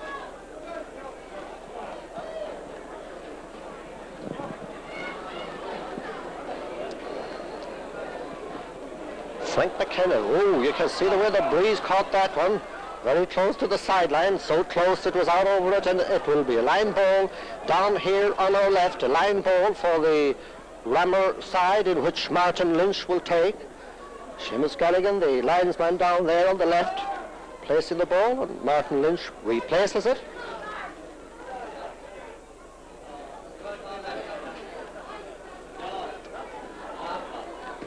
As Martin comes up now, it swings out towards the far side. Tapped out there to the far side. It's not out of danger yet. It is. Barry McCardle has it. Barry's kick is nicely blocked down by Connell, and it is back in the hands now of Barry McCardle. McCardle gets it out towards the far side where Morris Roundtree collects it and clears it up along the far side. Kevin McNamee with the ball now, 65 metres out. The referee blows his whistle and he will award a free into the Rammer side, but it's about 65 metres out from the Kingscourt goal, far side of the field, and it will be taken there on the far side by the corner back Kevin McDonald. It's thumped a little bit further in. Sean Cole has a low ball in towards the goal. Matt McKinnon, the goal, grabs it and gets it out. Meant for Pat Faulkner, comes in the direction of Martin Lynch. He doesn't get it up either. Eamon Connell is the one that eventually gets it. He taps it back now to Niall Dolan. Niall Dolan 45 metres out. He taps it at the moment. Rammer are playing outfield, but he taps it back out of the centre to David McDonald. McDonald with it now, 45 metres out. He's twists it further in now towards Martin Lynch. His kick is nicely blocked down and out there on the far side will be Jim Riley, and he collects the ball and clears it way upfield now for Kingscourt. Michael Faulkner tried to get a hand to it. It was knocked away from him. It comes to the left half forward. He taps it back here to this side. Collects it back to the right now to Aidan Tierney, who looked to be all alone for a moment. Frank Comey is beside him now. Still Tierney now with the shot that's high. And just have a look at that one. Oh, a very classy point there coming from the left boot there. And side of his foot there, Aidan Tierney sending the ball over the bar. Kingscourt 2 points and Rammer have 1. And certainly at this stage it's very, very close, James. Yeah, it's very close lead, Michael. Kingscourt really putting on the pressure now and taking some nice scores. Aidan Tierney, a very good scorer there. Frank Maguire now, with the kick out, down into the centre. Fielded here by Jim Riley. Jim now lobs it back in towards the 20-metre line. It's broken down here and cleared out by Kevin McDonald, high into the centre. Martin Lynch testing for it. Joe Dillon likewise. The one that gets it is Terry Riley, and Terry is found. The referee awards a free out to Kingscourt. It will be about 50 metres out from their own goal. 50 metres out, and Barry McCardle will take it. Barry, who had been, well, better known up in the forwards for quite a lengthy time with Kingscourt, and now reverted back to help the defence. Up he comes now with his kick. High up to the centre, brought down by Michael Faulkner. Faulkner tapping it into the centre now. The tap didn't quite work out, but it comes back to Faulkner. He takes the shot, and it's gone over the bar. 3 points for Kingscourt. Michael Faulkner having scored 2, and Rammer had 1 point. 2 points between them, and about 11 minutes gone in this first half. 11 minutes in the first half, this 10th. Frank Maguire will place the ball down here on the right now to kick out for Rammer.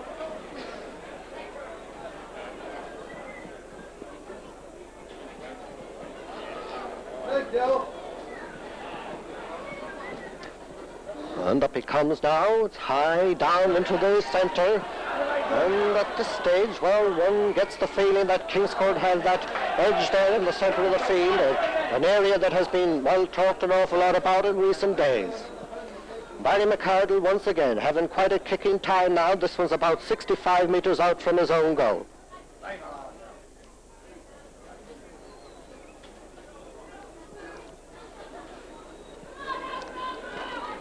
Up he comes now with the right-footed kick. It's lobbing right in toward the 13-metre line. Aidan Tierney's got it again. He's moved out to the 20-metre line, trying to make an angle there for himself. The ball blocked down. It comes to the full forward, Tommy McCall. Maguire goes down, and it is going to go in. It's got in! It's got in! Yes, the goal! Oh! The goalkeeper going down there for it, and those breezy conditions maybe not helping him, but nevertheless a little bit reluctant to clear, and the forward in after the ball and canoodled it, I suppose that's the best word to use, into the back of the net. 1-3 for Kingscourt and 1 point for Rammer. 1-3 for Kingscourt and 1 point for Rammer, and about 13 minutes gone in the first half from Frank Maguire.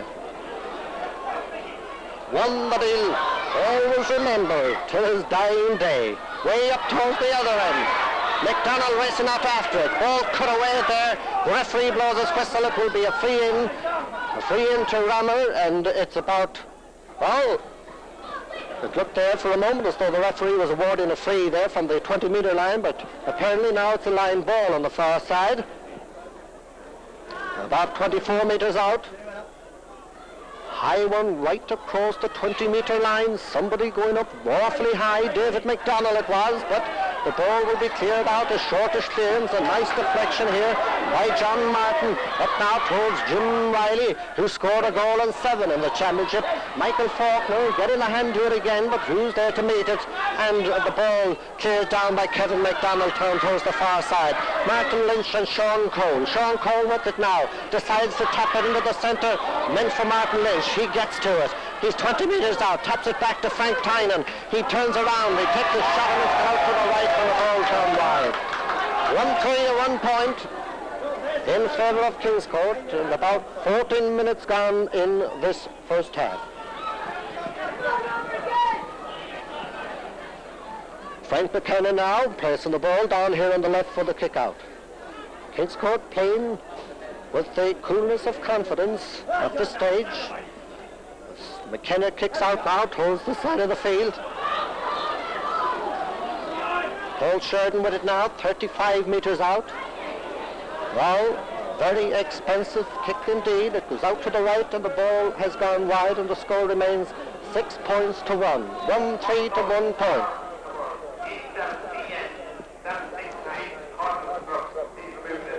Frank McKenna will kick out once again down here for the champions.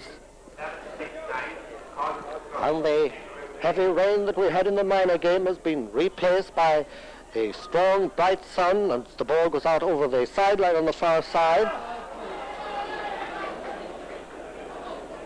Well, the linesman has now decided that it will be a line ball for Rammer out there on the far side, in which David McDonnell, Martin Lynch doesn't hold on to it. Pat Faulkner does.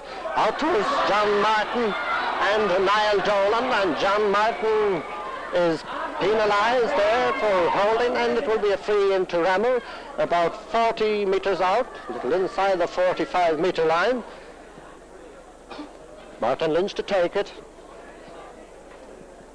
5 points between them at this stage.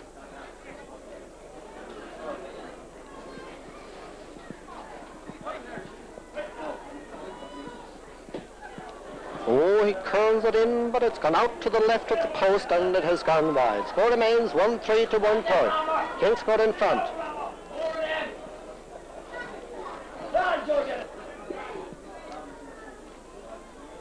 And Frank McKennan's kick now. Once again, Eamon Connell knocking it away there from Joe Dillon. And Barry McCarty doing a lot of sweeping, but this time it's swept out over the sideline down here in front. There will be a line ball for Rammer, and it will be on the halfway line or a little inside the Kingscourt half. Well, it's now about 65 metres out. 65 metres out. Mihal Donoghue to take the kick. Down there in the shadow of the stand where the sun peeps across on this cool September evening. High right in towards the goal map, and Barry McCardle again there for Kingscourt, doing quite well. Gets it way out towards the far side. Well, this time it goes out over the sideline on the far side, and it will be a line ball for Rammer about 40 metres out on the far side, in which Paddy McNamee takes. Cuts it right across into the centre. Broken out here to David McDonnell, trying to go the hard way about it. The referee blows his whistle. A free out to Kingscourt. Foul on Pat Faulkner, 35 metres out from their own goal down here on our left. Nobody really that anxious to take it at this stage. Barry McCardle now. Just a reminder, 6 points to 1. Barry moving well back now. Up he comes now with this right-footed kick. Finds Jim Riley. So much expected from this man. Back here is Frank Comey, and Frank gets it up towards Paul Sheridan. Joe McCall, who had such a fine game in the semi-final, gets it right up to the centre. Went for Michael Faulkner, didn't quite get to it, but Kingscourt are pushing forward. Back now to Tommy McCall, and Tommy's kick has gone way out to the left of the post, and it goes wide. 1 goal and 3 points for Kingscourt and 1 point for the Rammer side, and there's about 19 minutes gone now in this first half.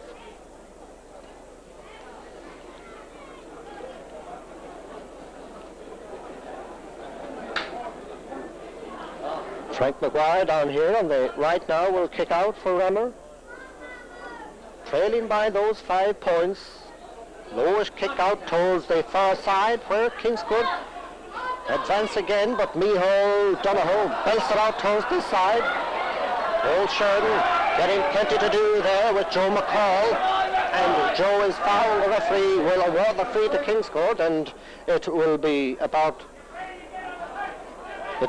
65 metres out from the Rammer goal. Jim Riley will take it, and he decides a short one way out towards the far side that didn't quite pay off the way he might have liked it to. Kevin McNamee coming from almost nowhere.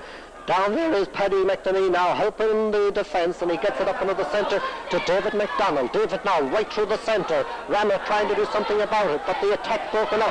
Ball knocked away there from Joe Dillon. McDonald now gets out to the far side to Martin Lynch. He's 25 yards out. Not there. McDonald's on the 13-metre line. With the same time, he takes a shot, and it's blocked down. McKenna saves it in the goal.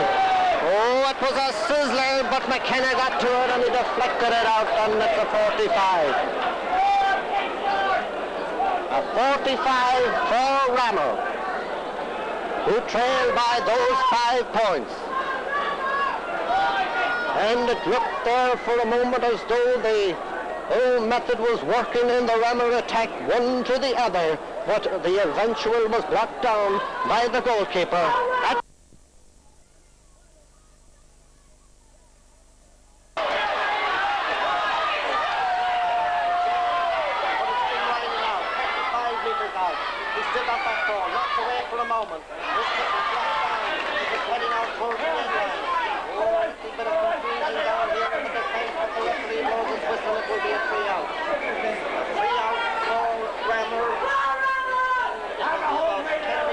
From their own goal line, and certainly at this stage I think that Kingscourt are playing well with a great deal of confidence, Jane.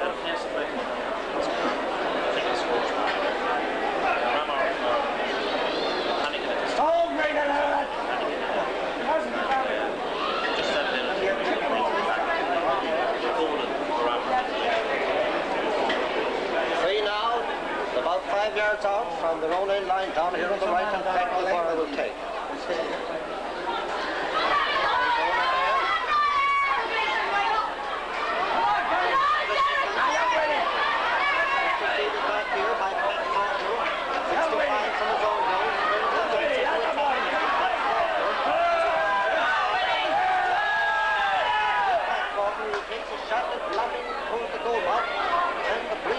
Dropping it back somewhat short there from the goalkeeper.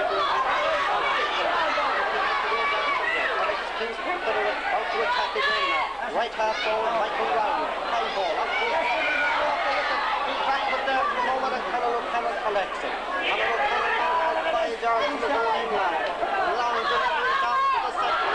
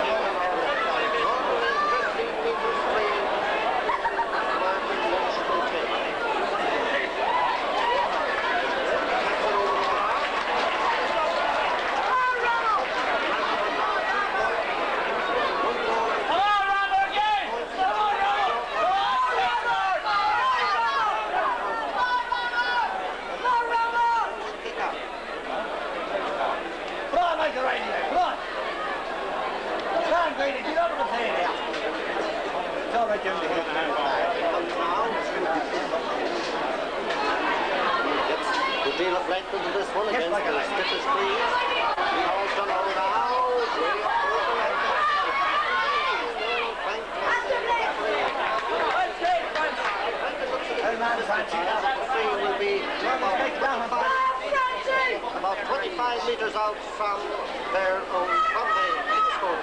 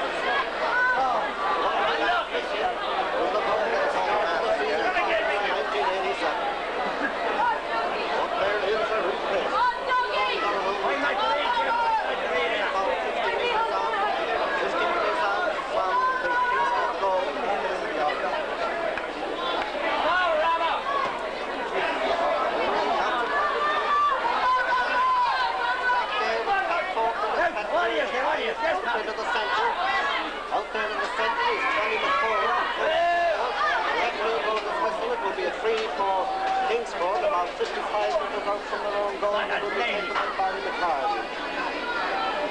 1-3 to 3 points. Very close.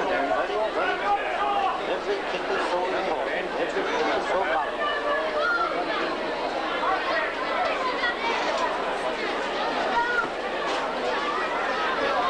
And it throws out towards the right. Riley failing to hold on. Miles Olin. Don't fall back here now for Keith. All short after him. But it's still Joe McCall. Run for the corner forward. About to clear the cutting up the middle. Now 25 meters. He's got centre half back forward. Taking a throw to the side. Cleared out for Bailey's card. Looking at the easy turns. Down to the centre. Right to right. Now 40. Pairs around him, but it's still turning. It's very stylish play. Up along the right now. Up the left half forward, John Martin. John Martin, one of the three forward. Catch the ball. Referee awarding the free out to the runner side. About 24 metres out from their own goal down here on the right. And Cavan McDonald to take the kick. Conor O'Connell corrected to take the kick. Conor O'Connell, 24 metres out from his own goal. High up to the centre. Damon Connell breaks to the kick.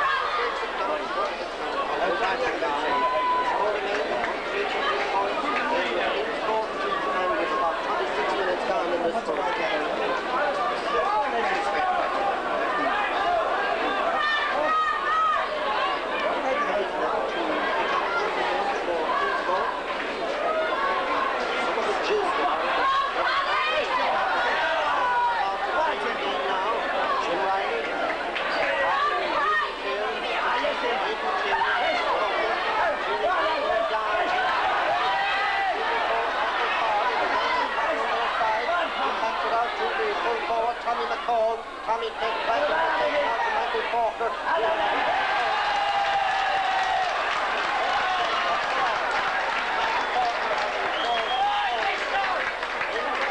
Game up to now, sending that one over there, and Pinkle now leads 1 goal and 4 points, and Hammer has 3 points. For the short kick out, Conor O'Connell. Long tail to the centre, and he McNamee with it now, 55 metres. Still McNamee, 45 metres out. Rolling out right to left, about that here. And the ball will get out on the sideline. Roll down here at the left. About 20 metres out from the Kingston goal, and it will be taken by Joe McCall. That's the way.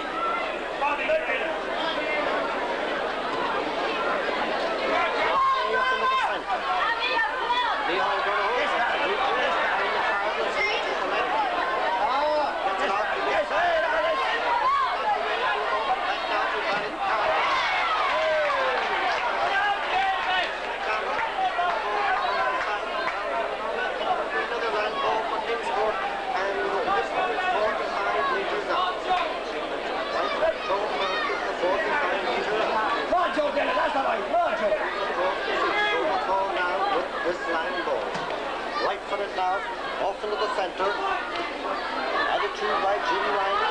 Back here is Conor O'Connell. Conor O'Connell gets it. We'll see now. Yes, down play by Morris Roundplay.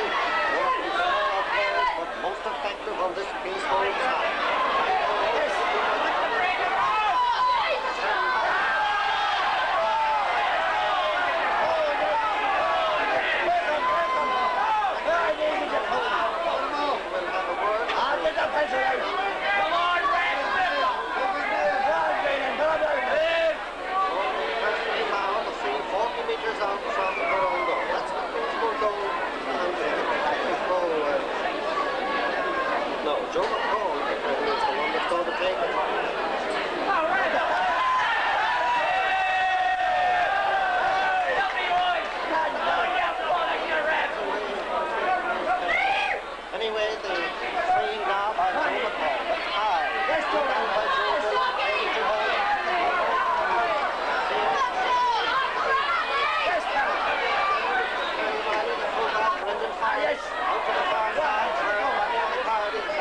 Rally now up along the far side. Going very near the sideline. Back in. Close to the sideline. And the referee knows the first 40 feet to Ramble. 40 meters inside the 45-meter line. And Comey now will take it. The referee has called the goal.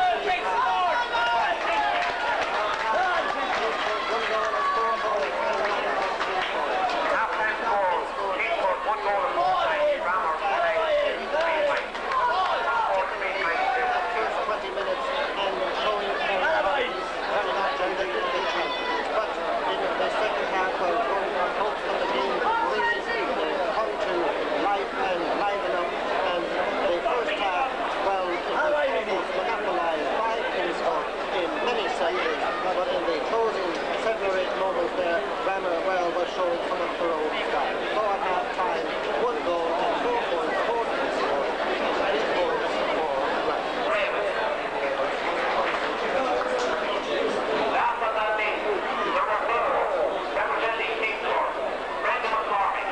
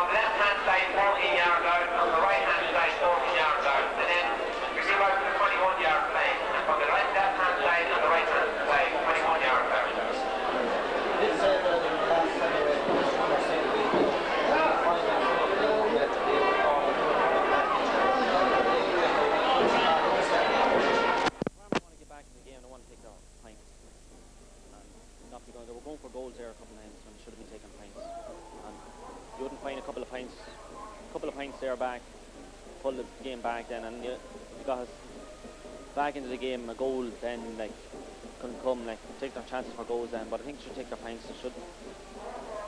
Would it be a case that maybe say Rammer were a little bit tensed up in that first half, you know, or should they be? After all, in 1985 they defeated Kingscourt. Were they tensed having to face them again in this year in 1987?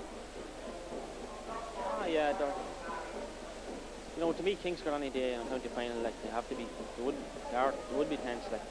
But I'd say once they get the first half over them, they should make a good game of it now. A couple of scores and make a great game of it. But definitely Kingsford are playing very well at the minute. It's not the great game that people were expecting, really, is it? No, well, nobody is going to let how they go. They're going to drag their other on that, and like it's too much to lose to, I think, make a great game of it. Okay, thank you very much, James, for the moment. Second half in which referee gets underway. Oh, most unusual. Play goes on though. No free. And Rammer attacking now. Eamon Connell, high ball, Frank Tynan breaking it down. Sean Cole there. After it, so also Terry Riley and Brendan Farley is after it, and there's a welter of excitement up here on the right, and Brendan Farley is the one that clears. But one of the Rammer players apparently got a knock up here on our right. And looking from here, it looks a little more than a knock. Urgent assistance required from the sideline. It looks like Sean Cole is the one that is on the ground. Well, what a great pity that this should happen. What exactly happened? Well, we're not so sure, but Sean Cole is the one that is stretched out on the ground.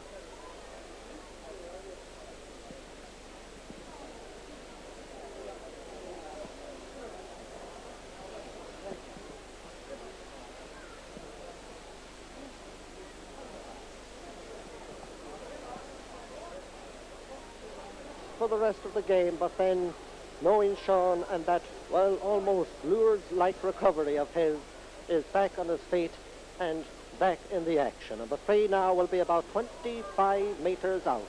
Frank Tynan will take it, and there are 4 points between them. 7 points to 3. Up he comes now. It's high, but it's going out towards the left, and it's gone wide, and the score remains 7-3. Almost 5 minutes gone now in the second half.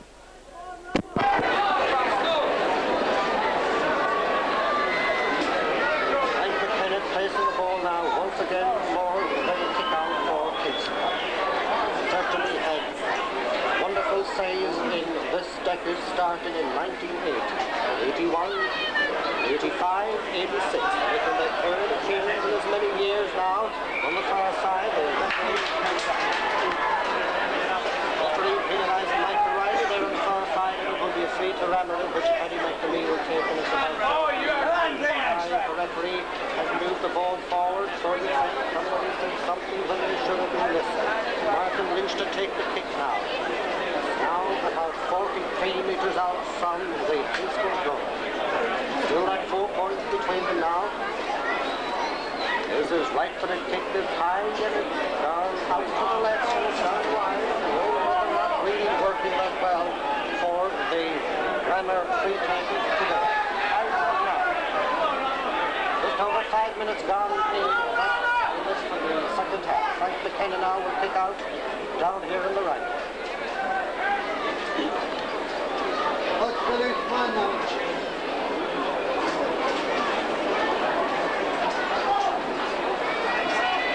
Down at the centre, back here once again by Jim Riley, who is really dictating the pace very much out in the centre for Kingston.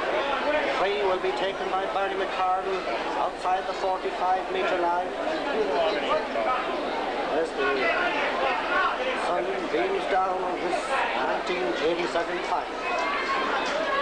1987 final, nothing really to shout about up to now. There coming from behind there, awarding a free here. Awarding the free to Kingsport, it will be about 24-25 metres out from the Rammer goal. About 5 or 6 metres to the right of the goal down here to our left. Well, finding form up with the others. Let's see how Jim Riley does with this one.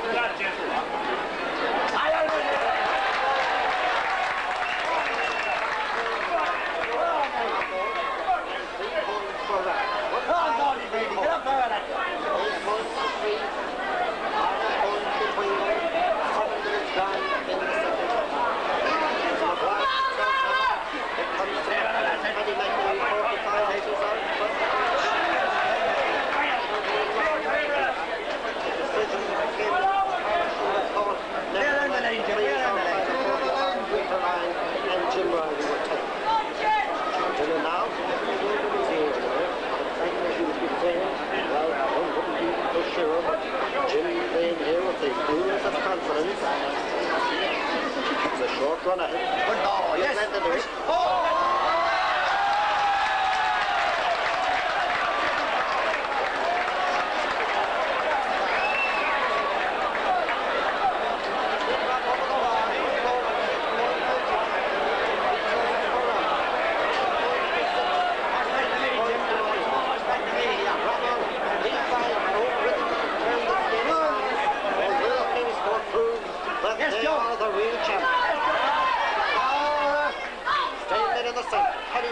Down now. Right here. Up to the center. Stone pulls down under it there. Big hardest by Terry Riley. The ball in a very different situation there, but ball cleared out with the right half forward. Michael Riley, who's been training all the place. John Martin here in the far side. Frank Comey now. The referee waves on the play. Frank Comey looking for that assistant. Dolan with it now for Rammer. Derek McDonald, who much water free in to Rammer, about 22 metres out from the Kingston goal. About 6 or 7 metres to the left of the goal down here to the right, and Martin Lynch and Sean McKay. They have 3, Kingston has 9.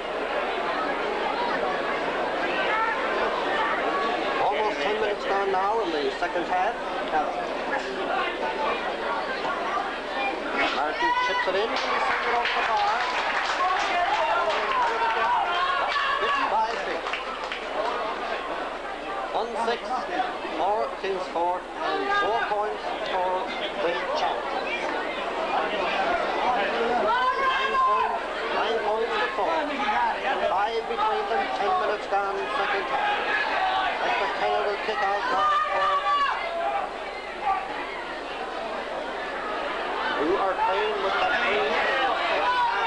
Breeze that seems to have died down.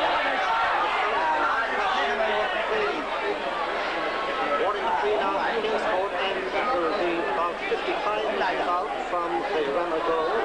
Jim Ryan will take it with one little bit up in around the house. Why that?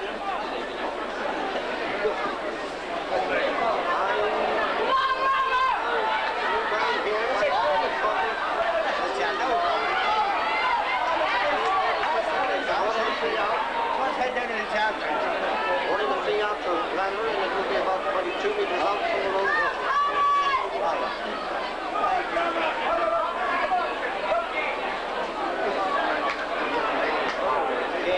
Certainly to do with the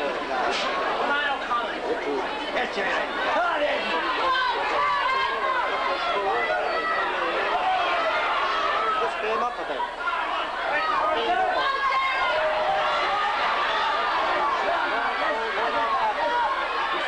Barry McCarty, Sean gets it up into his hands, looks for the pistol. He's going around, he's looking up for the direction, trying to turn and get the ball is put back here by Joseph.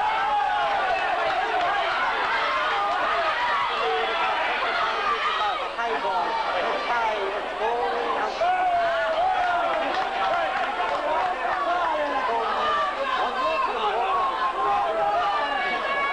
1-6 to 4 points.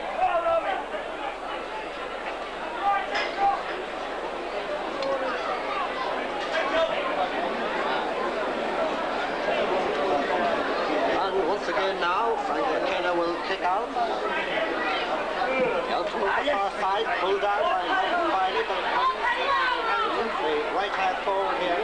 Paddy McNamee, he is fouled, and that's to Reynolds.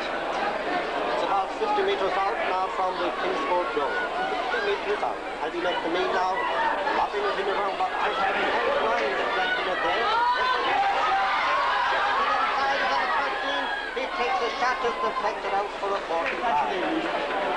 Well, chance there, but there were no concessions there in the defence. About 5 yards out to the left of the goal down here on the right. Come on, lad. Paddy McNamee now with his 45 and Rammer in desperation now for a score at this stage as it goes way out towards the right. Broken down here after the Brendan Farley likewise, and Brendan pumping it out over the sideline. Down here on the right, line ball for Grammar, which Frank Tynan will take. It's inside the 20-metre line.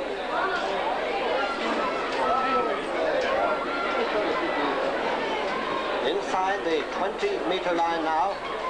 It comes now, and he sends it right across in front of the goal now. Forward there, Ryan.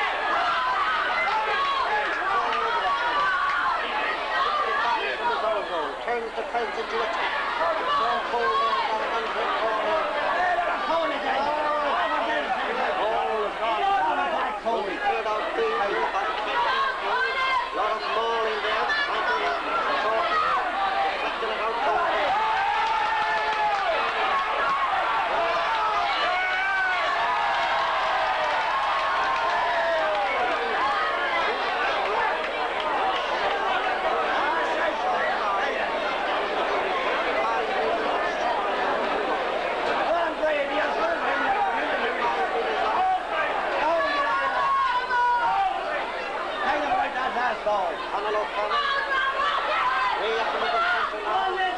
Martley transfers out to Teddy Martley. Pass coming into it now. High and right.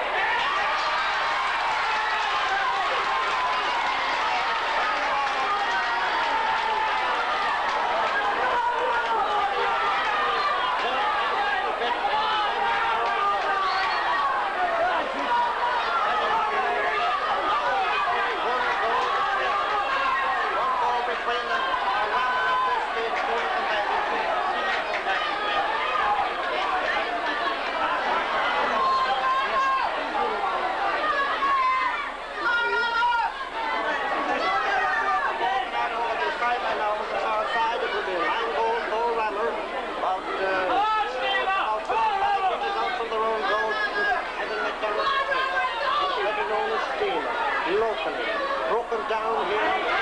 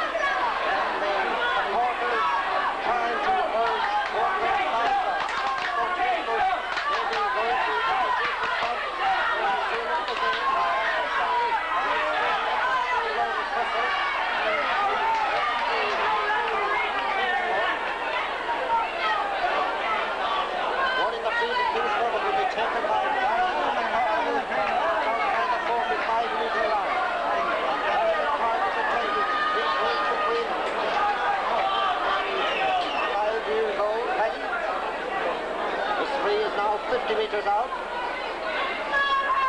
For 16, Paddy McShaw replaces John Martin on the King's 14. Referee For 16, Paddy McShaw replaces hold John the Martin. here for a moment, and he is going to have conversation apparently up here at the other end with a couple of players from Great to go. Wow, it's not really by that stupid man.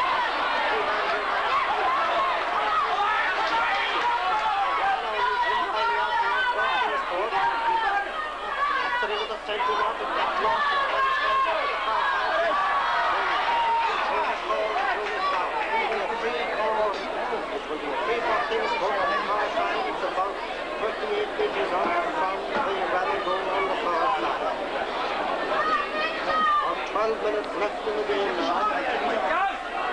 Jim Riley will take this kick. 8 points between them.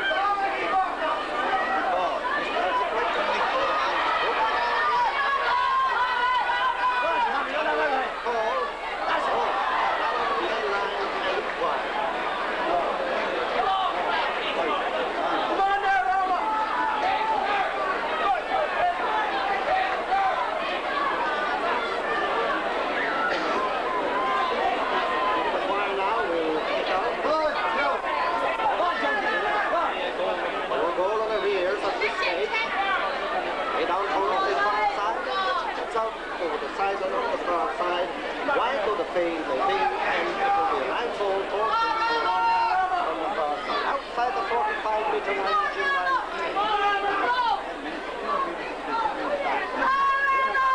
around the 20-meter area just to see who exactly is there or who he might place it. Tries to hit forward, Tommy McCall. Yes.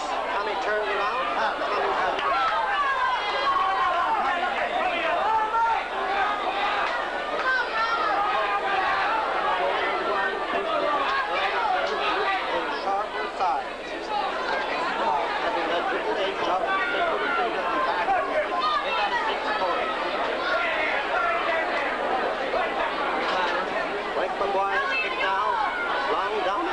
centre. Whipped in there by Emmett Connell. Long ball back to Tony Cole. Looks from behind. There's on the play and Jonah Cole looking out to the far side. Vernon turns to everywhere in the right place at the right time. Yes.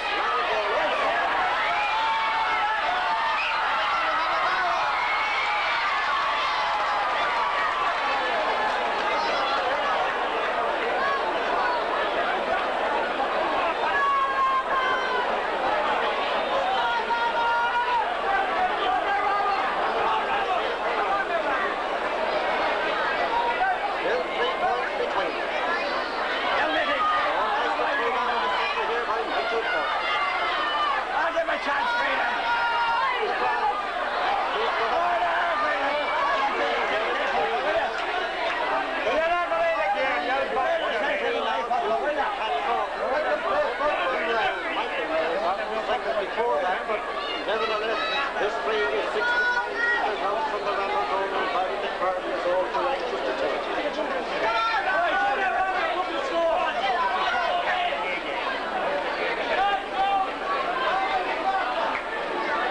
it's hard to take. We could make a correction and think it was Joe Dillon if he had it wrong. Anyway,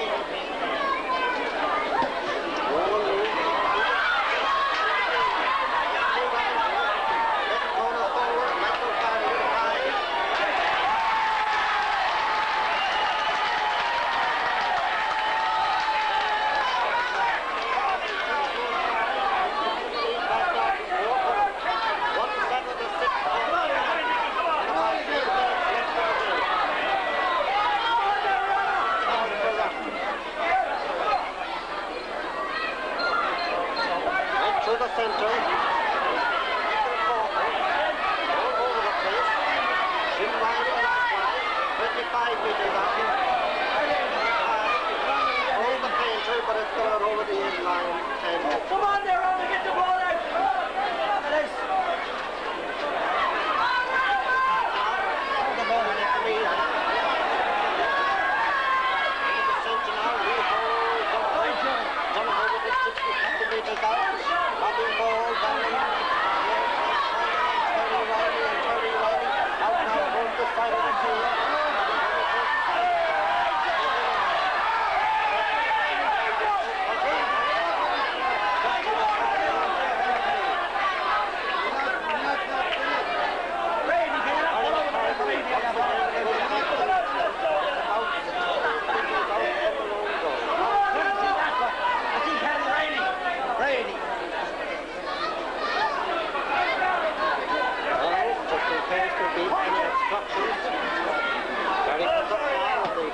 right for it.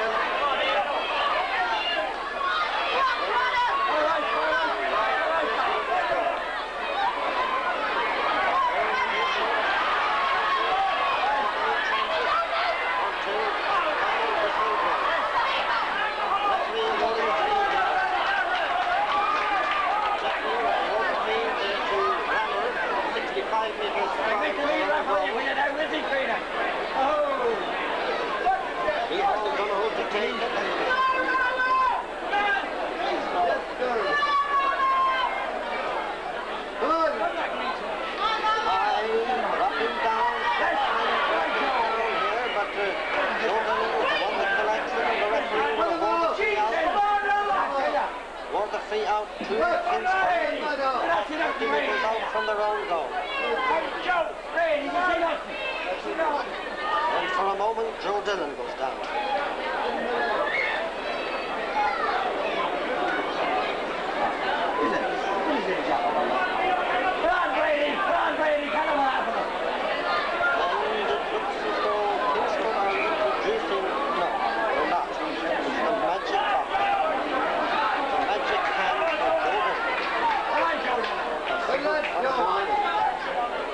metres out now from their own goal. Down here on our right.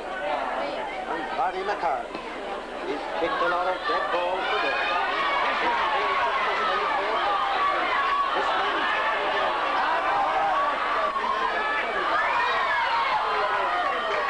The referee awarding the free now. Outside the 45-metre line. Ryan will take it. There's about 5 minutes left in the game, a little less than 5, and 4 points between them. Kingscourt on the brink of proving that they are the last. Jim. About 4 minutes left now. Jim Riley with the kick. Out towards the left and out over the end.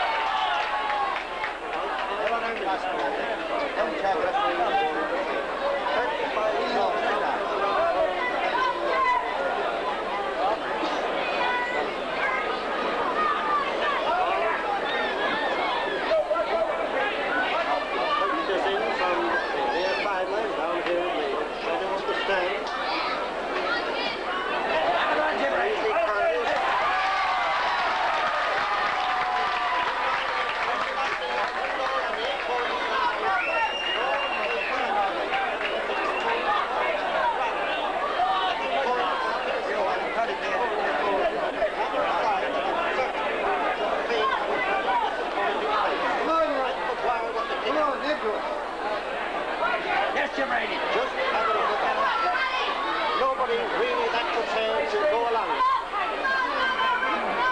Referee now blows his whistle, so he may be going to throw up the ball. Now, Joe, get up, fella. Just inside the Kingscourt half of the field. Joe Dillon and Eamon Connell.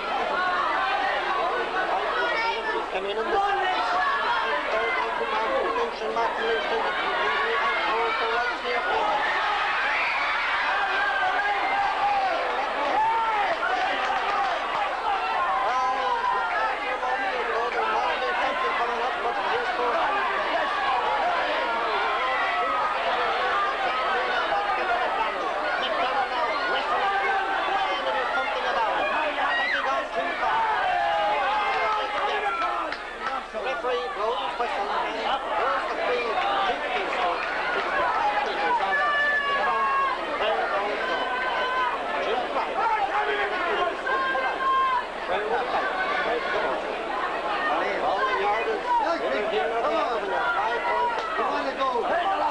left in the game. Barney McCartan out. Guess the heat.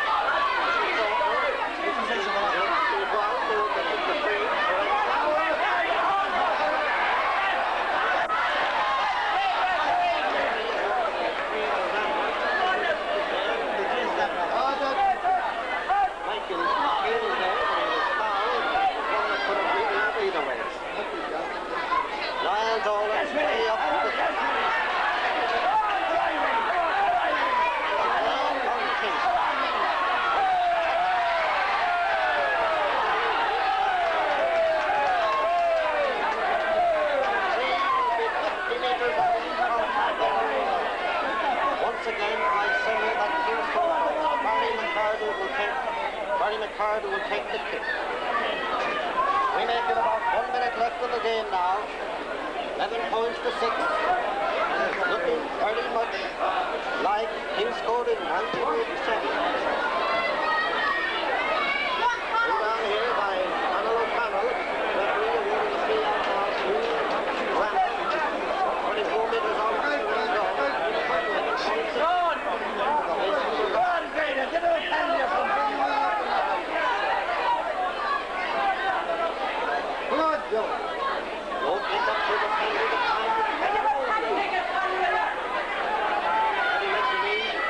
not his fault.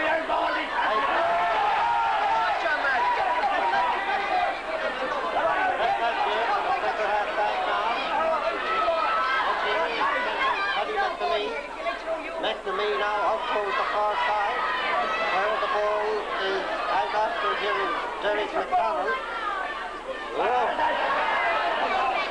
Whole way through. This tree will be 13 metres out. Martin Lynch will take it. 30 of the 30 minutes down now in the second half. What else can he do? He will try and lob it across the goal mouth. Michael Faulkner. Supposed to be centre half forward, but almost at his own goal line. It's down to the far side. That's for the half. Gaging nicely, Aidan Tierney into the centre now with the middle. There we go, running. Two score players around him.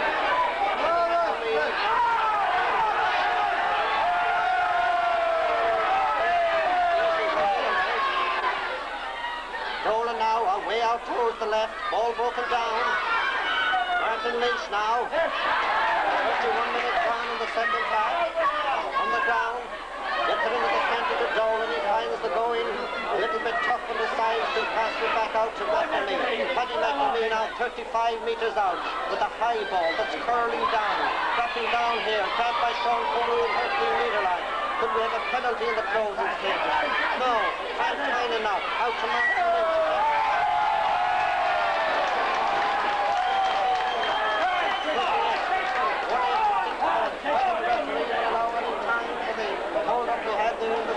Well, that's completely at his discretion. 1-8 to 6 points. Kings Court a definite lead. 11 points to 6. 5 to 3. Almost 22 minutes gone now in the second half. And we can kick off now towards the far side. Here they go again. Coming the goal now. Getting away there.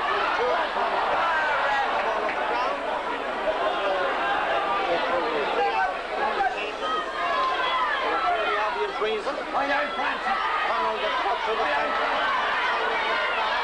Out from the 45-metre line.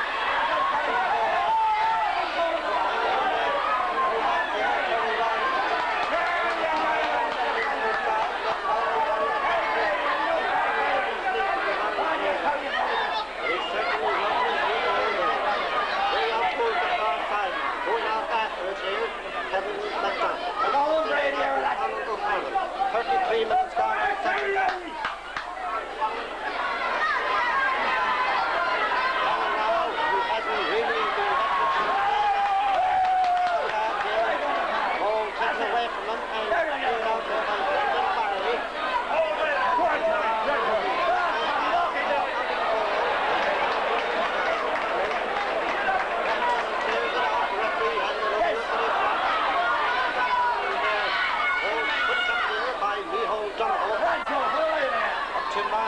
Martin Lynch was now 65 metres out from the Kingscourt goal in the direction of Sean Cole and Ed Cole here for the referee. It will be a 3-1 to Rammer, I should say. There's 5 points between them. It doesn't really matter which way it goes at this stage. How do you think to me to take the tip anyway?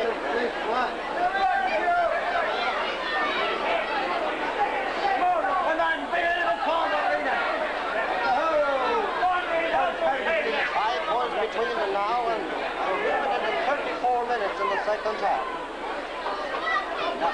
Chips it high, going towards the left, is out over the end.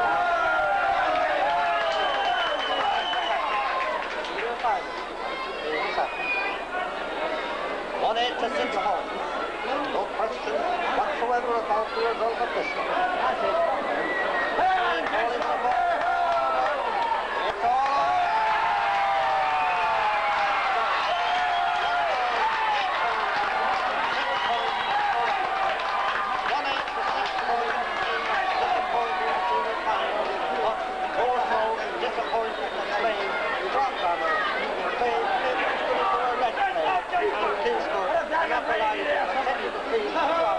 And doing so, they cut down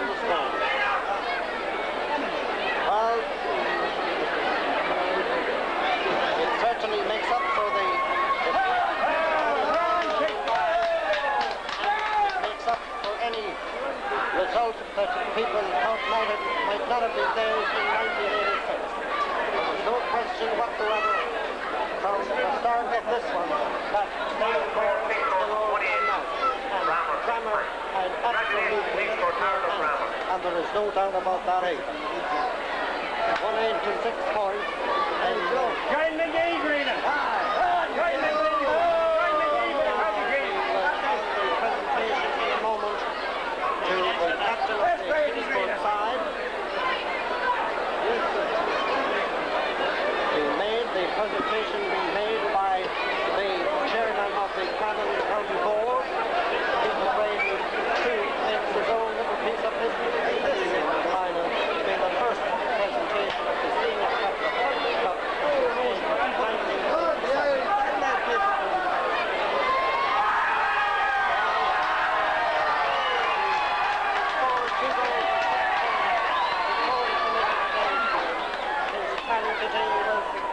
more than handsome, and his contribution, well, it certainly leaves a lot to be desired.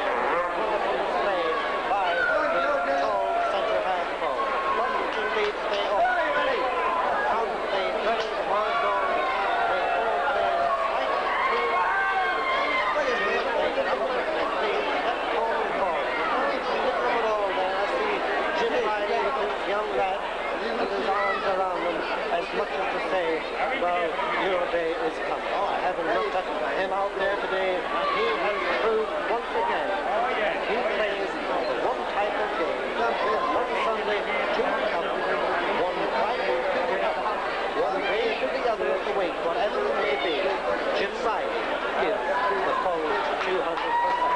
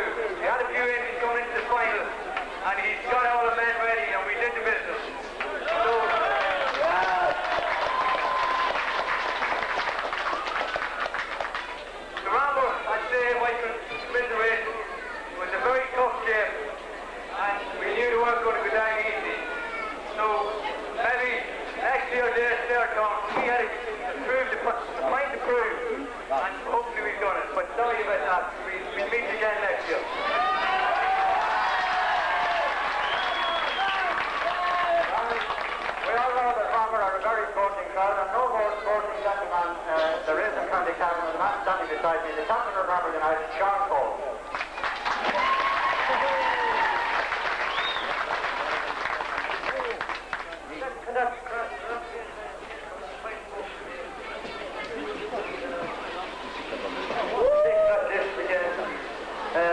I'd like to thank Father Tom and the selectors. We've done our best, just in case we've got the team under the...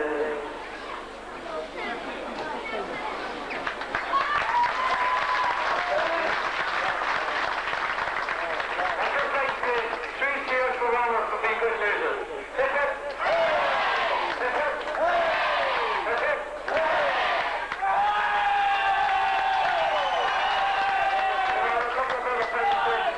The first one is to the man in the middle today, who, as usual, did his job very well. The referee for today's game, Michal Greenan, if he steps on for the award, please. Michal.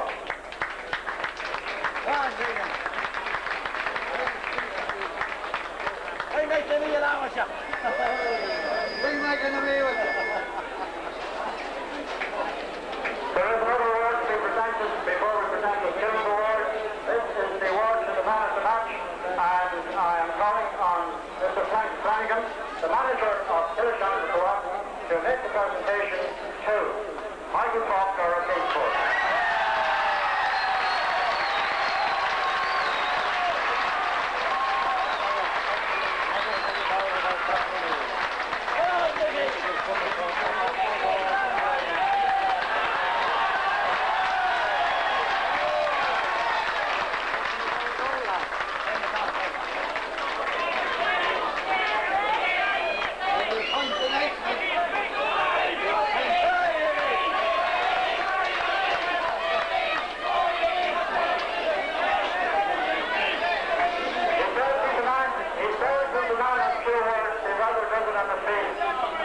There is one other presentation to make.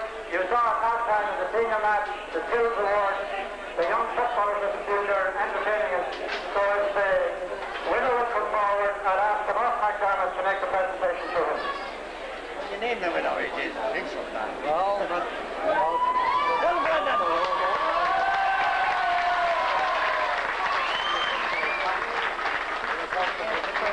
winner is Brendan McCormick, the organiser, the manager of the good work. The Mark McDermott will make the presentation. Thank, first of all, James Cole.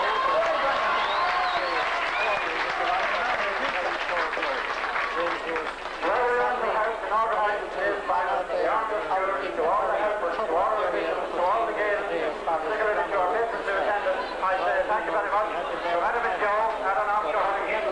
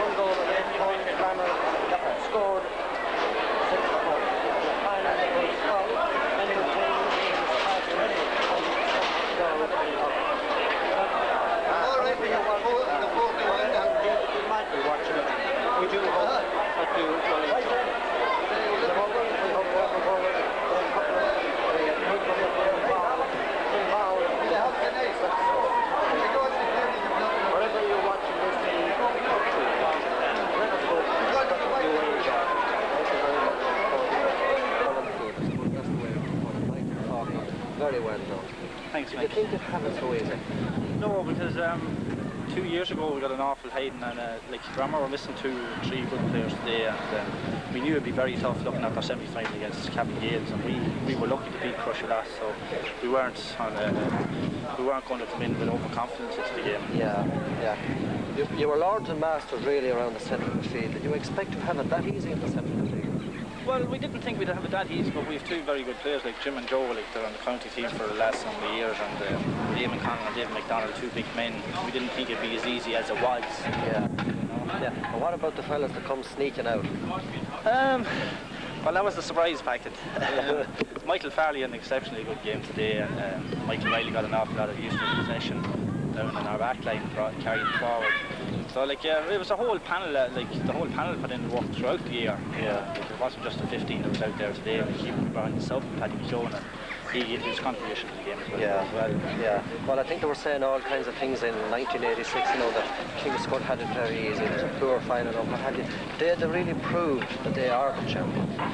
Well, we had it easy all right last year in the final, but the run up to the final wasn't easy. Like, there's a lot to be said for that. Like, the seed now this year was very, very good because last year really was one side of the same, but like with Army, you were never going to get an easy game, and it was going to be exciting both for the players going into the game and the people that were looking at it as well. Yeah.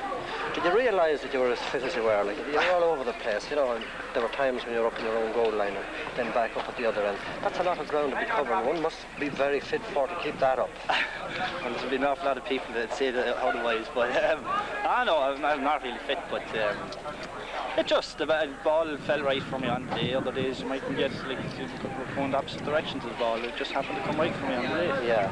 Well, I'm sure that you look forward now to the Ulster Club. You were somewhat disappointed maybe the last 2 minutes, but you're going to have a good crack at it. And I think the Kingscourt have improved a good deal even since that.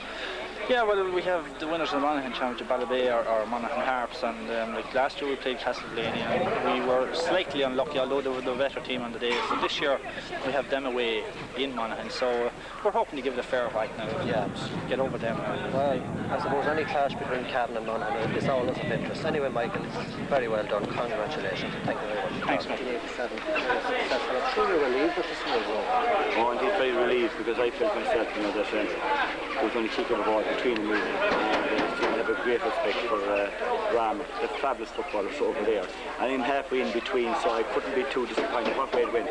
But on the day, I think I have to say that Michael Park and Kingscourt was a better team on the day. And we're delighted after this. We've got great respect for Rammer, and it's just great for the county too, that two teams like that meet in the final and produce that type of a game. So naturally we're delighted. They hold friendly rivalry there. I see between Kingscourt and Rammer. And Kingscourt, they're both teams. They don't even back in again, and they don't meet early on in the championship. You say Rammer were fabulous. They weren't really fabulous today, but I'm taking them. I've taken the Rammer team, over a few years, not just on today. I know the talent they have in it, and I know what type of football they can play. But I think the Kingscourt backs, as they did last year in the semi-final, I think they prevented Rammer just getting the moves and getting it, and I think they were excellent today, and our full back line was brilliant today. So I think the full back line and the backs and Michael Park, I think. Michael Park was a revelation today, and that type of football is in him all the time, but he doesn't do it all the time for us. But he did it on the big day, and he's a man for the big day. So this thing comes up with a lot of teams that meet Kingscourt, and that is, if you keep an eye on Riley, if you keep an eye on Faulkner, if you keep an eye on Dylan, they don't seem to be able to do that. These ones seem to stand out time and time again, with all respects to the others. They do, and even those fellas are very prominent, but there are a lot of other brilliant footballers in Kingscourt as well that don't hit the limelight as much as those guys, but they play tremendous football. And some of them didn't play that well today, and it's a lot more in this Kingscourt team actually than came out today. But I think there's strength all around the field, and I suppose when you have all those good players, you're not trying to think yourself you have them, but others, the opposition see them all as being great, but we always don't see them. We're critical of them at times, but we know the talent is there. Well, what's next? The Ulster Championship, surely we have to take a Cavan football. We have to make a better effort than we made last year, and every ounce of energy will be concentrated on that now, and we'll be very disappointed if we don't make good progress in Ulster football this year. And for the sake of the club, and very important for the sake of the country. But really this was the big one today. Absolutely. All energy is concentrated on today's final. It was 85 and 86. This was the one. And they Kingscourt wanted to wipe out the memory, bitter memory of 85. And I think that it would have taken a really great team to have beaten Kingscourt today with the mood and the determination that they were in. Did you ever get an urge to go out and level? No. When you get up to the 50th stage, it's the time perhaps about 20 years ago. Is it tense been on the line? Does one look very worked up over the whole thing? I know, I enjoy it, I like it, because you're kind of, you feel about what's going to come, and, you can know that anything can happen. So I enjoy it, the tennis trade, I enjoy a big game like that. I love the tension, I love to see people enjoying themselves, I love the participation by the spectators in the game and all. I think that's what the GA is for. It's just more than playing football. I love to see people out there, day out, and that's a very important part. And it's nice to be able to smile when it's over. What? Thank you very much. Great, and I hope that we'll be talking to you again next year. And Rammer as well. It's not the tallest man on the field, but it's still very, very effective. And I suppose you're one of the players who's been holding that position for quite a long time now. Well, I've been there a couple of years, all right. I suppose the last year meant a lot to me, that was the first championship game that I started playing. Yeah. And my motto is, when I'm playing in cornerback, to mark my man and stand beside him the whole time. And I think maybe today it just paid off. Like, I was standing beside my man, and wherever he was, I was, and he didn't seem to get too much of the ball. And the threat of getting a goal was our biggest problem. And I think we wiped them out totally in the back six, wiped out their force, and that was the difference in the game today. Yeah, I don't think there was ever going to be any doubt about the issue. Really, from the word go, you gave the warning. Well, we had a score to settle, I think, from 2 years ago, and as I said in the speech there, that Eamon Corley had us prepared for this, and we went out and we did our best, and I think we knew that it could happen, and we weren't going to let it happen.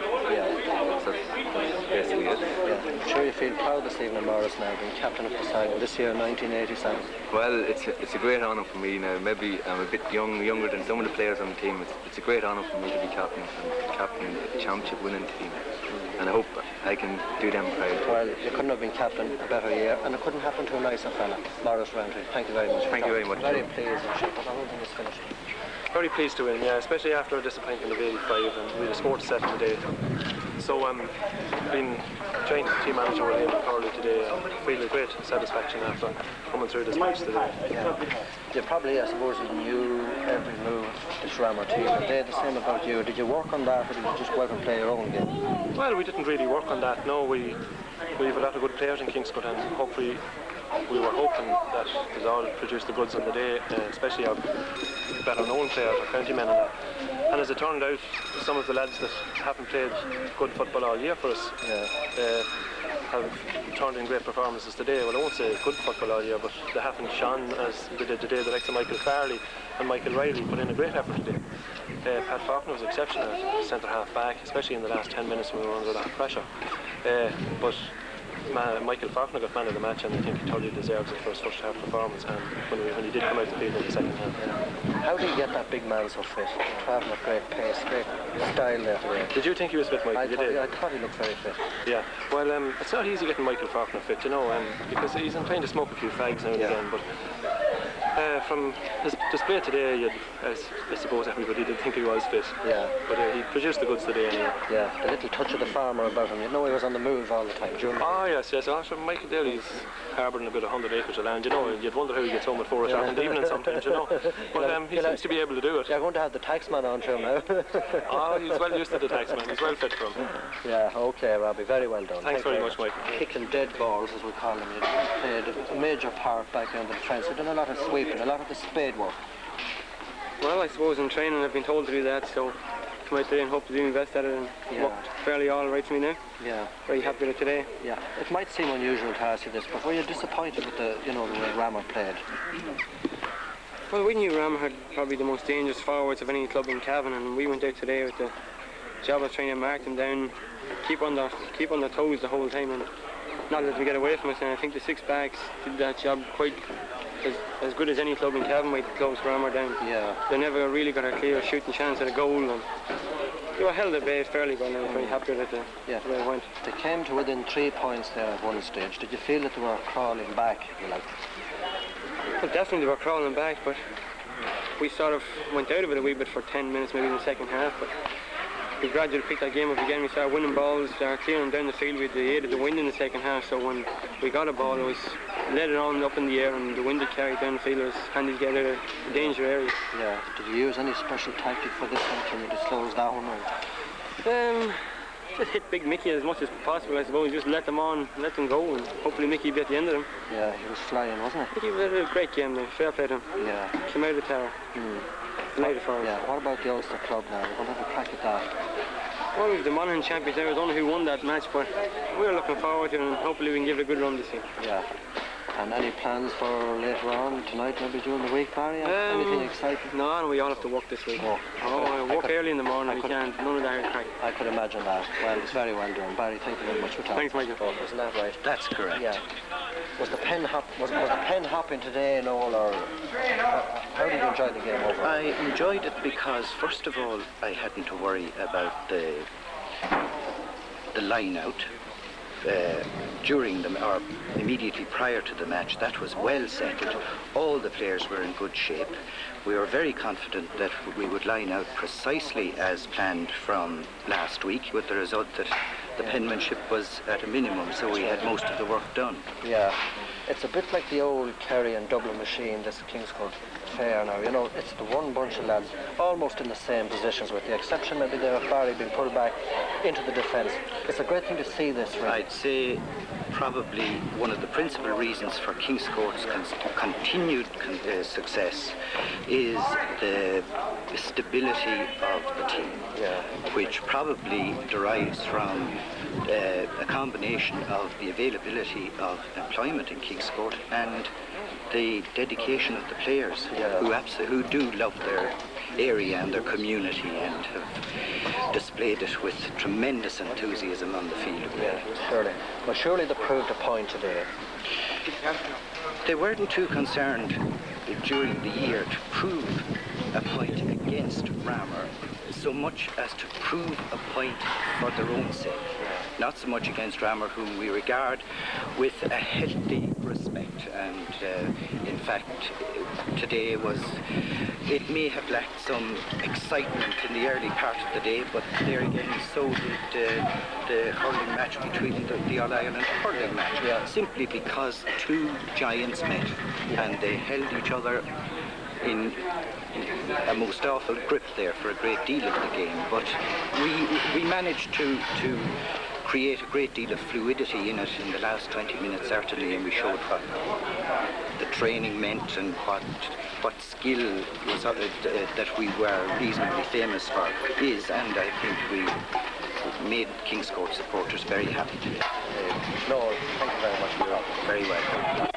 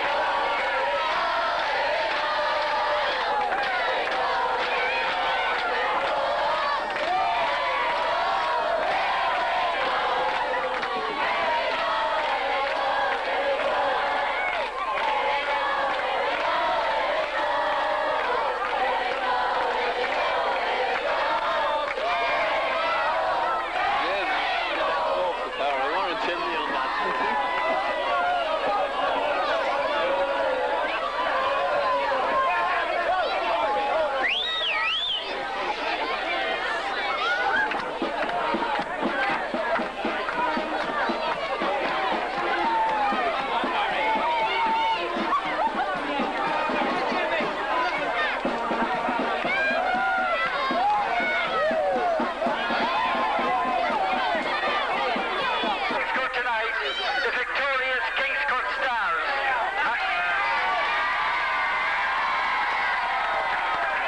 And congratulate them on their 2 in a row. And I have no doubt that we'll be back here next year again for 3 in a row.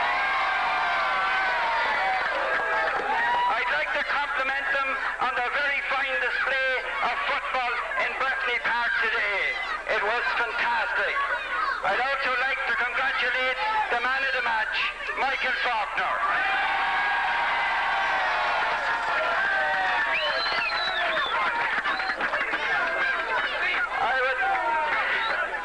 I would like to pay tribute commitment over the last number of months. I would like also to say a special word of thanks to their girlfriends and wives who had to do without them while they were out training.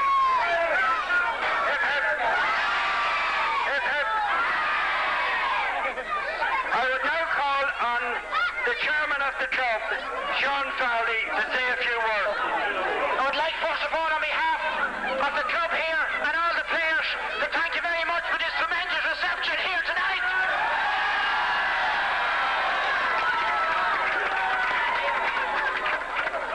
It is indeed a great joy for us to come back into Kingscourt and see the tremendous welcome that gets given each and every one of us. It goes to show that our hard work through the year was not in vain. I would like, first of all, to thank very sincerely our team management, namely Eamon Corney and Robbie O'Connell. And as you've seen them on the field today, to all times of adversity, I want to thank them very sincerely on behalf of the players and on behalf of the club.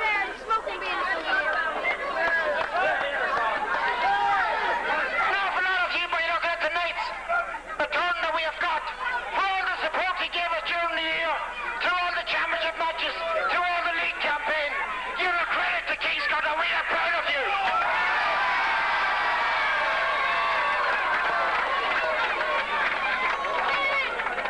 I would like to thank Clifford Kelly here and his organisation, the Shannons, for the supply of the lorry in order to make this event possible. I would like to thank the band who have a terrific leader in Jim Riley, who was very successful on the tour of Europe this year. And I would like to wish them all the best in the future and thank them very much for the great reception they gave us here tonight.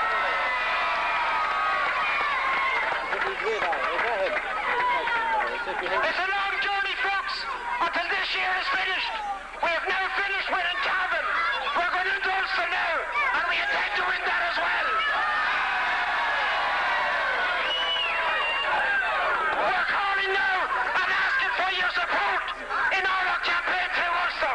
We're going, I believe, to Baileboro on the 4th day of October. And I expect to see every one of you there on that day to support our team. In the future, thank you. Captain of the team, Hollis Roundtree, the day.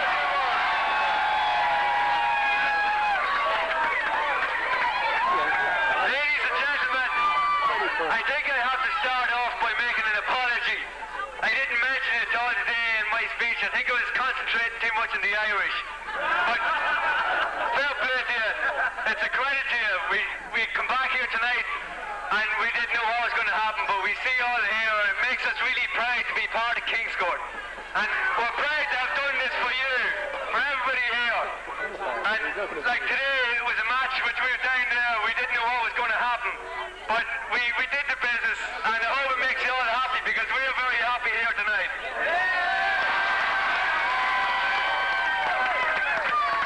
And I know that it doesn't just end here, we're going to go a little bit further, and we know we have your support for the next match and a couple of matches after that. If we win an Ulster title home here, it'll be a proud moment for us all. So thank you very much, and fair play for all. And we'd like to thank the band for coming out tonight. They really brightened the whole show up. Fair play to them. So I think Sean's going to bring out the team here in order, so I'll hand it back to Sean. Right full back, Brendan Fowley. A man who overcame an awful lot of injuries in the past fortnight. I think he was faking, he just wanted to miss the thread, and Terry Riley.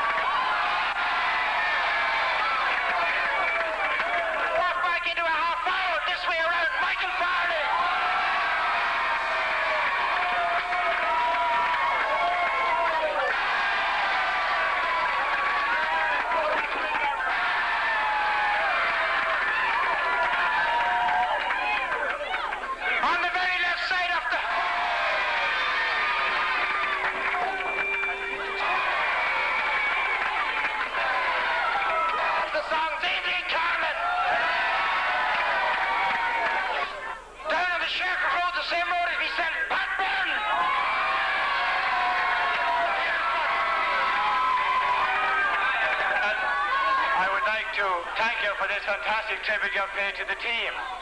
And in turn, I think the team paid you a great tribute today for all your support. They gave one fantastic display, and you were proud of them, we were proud of them. Everybody was proud of Kingscourt and Breffni Park today. We have... Our terms are laid down, the chairman pointed them out, the league has to be won, the Ulster Championship has to be won, that's our brief, that's our job, and we hope to accomplish that. Thank you very much. The week is yours, enjoy it. Ladies and gentlemen, it's indeed a proud moment for me here, especially after the defeat of 85 to come back today and beat Rammer in the final. Up to today it was, you could kind of say, we were living under a bit of a scene from 1985, but today I think we put that right. And you could say now we've really accomplished what we set out to do. At the start of the year, it was our aim to win the championship. Next year, we will come back and we will make it 3 in a row. Thanks very much. Noel Murta, the great reward. Abina Ushles, Kushmore, Rahishtam, Gorwui, Dunari, Creve and Corwan, Dundara Ur, Zarri, August, Top Road, Uram, Morris, Tasagam, Goil, Broder, Gachtin, and Shaw, Gorwui, Shield. All I can say is to express the heartfelt thanks of every Kingscourt person with myself to every individual member of the team for playing his heart out and to win against a very formidable side. It mightn't have been a very fast-flowing game because the two teams were so evenly matched, but they gave us a great thrill. They won against great odds, and I, as a Kingscourt person, am exceedingly proud to be associated with the team. Chairman of the club, Sean Crowley, and thanking you all for coming out in such great numbers tonight. Also, thanking the Mary Staff and Reed Band for coming out, and Michael Shannon for use of the club. Thank you.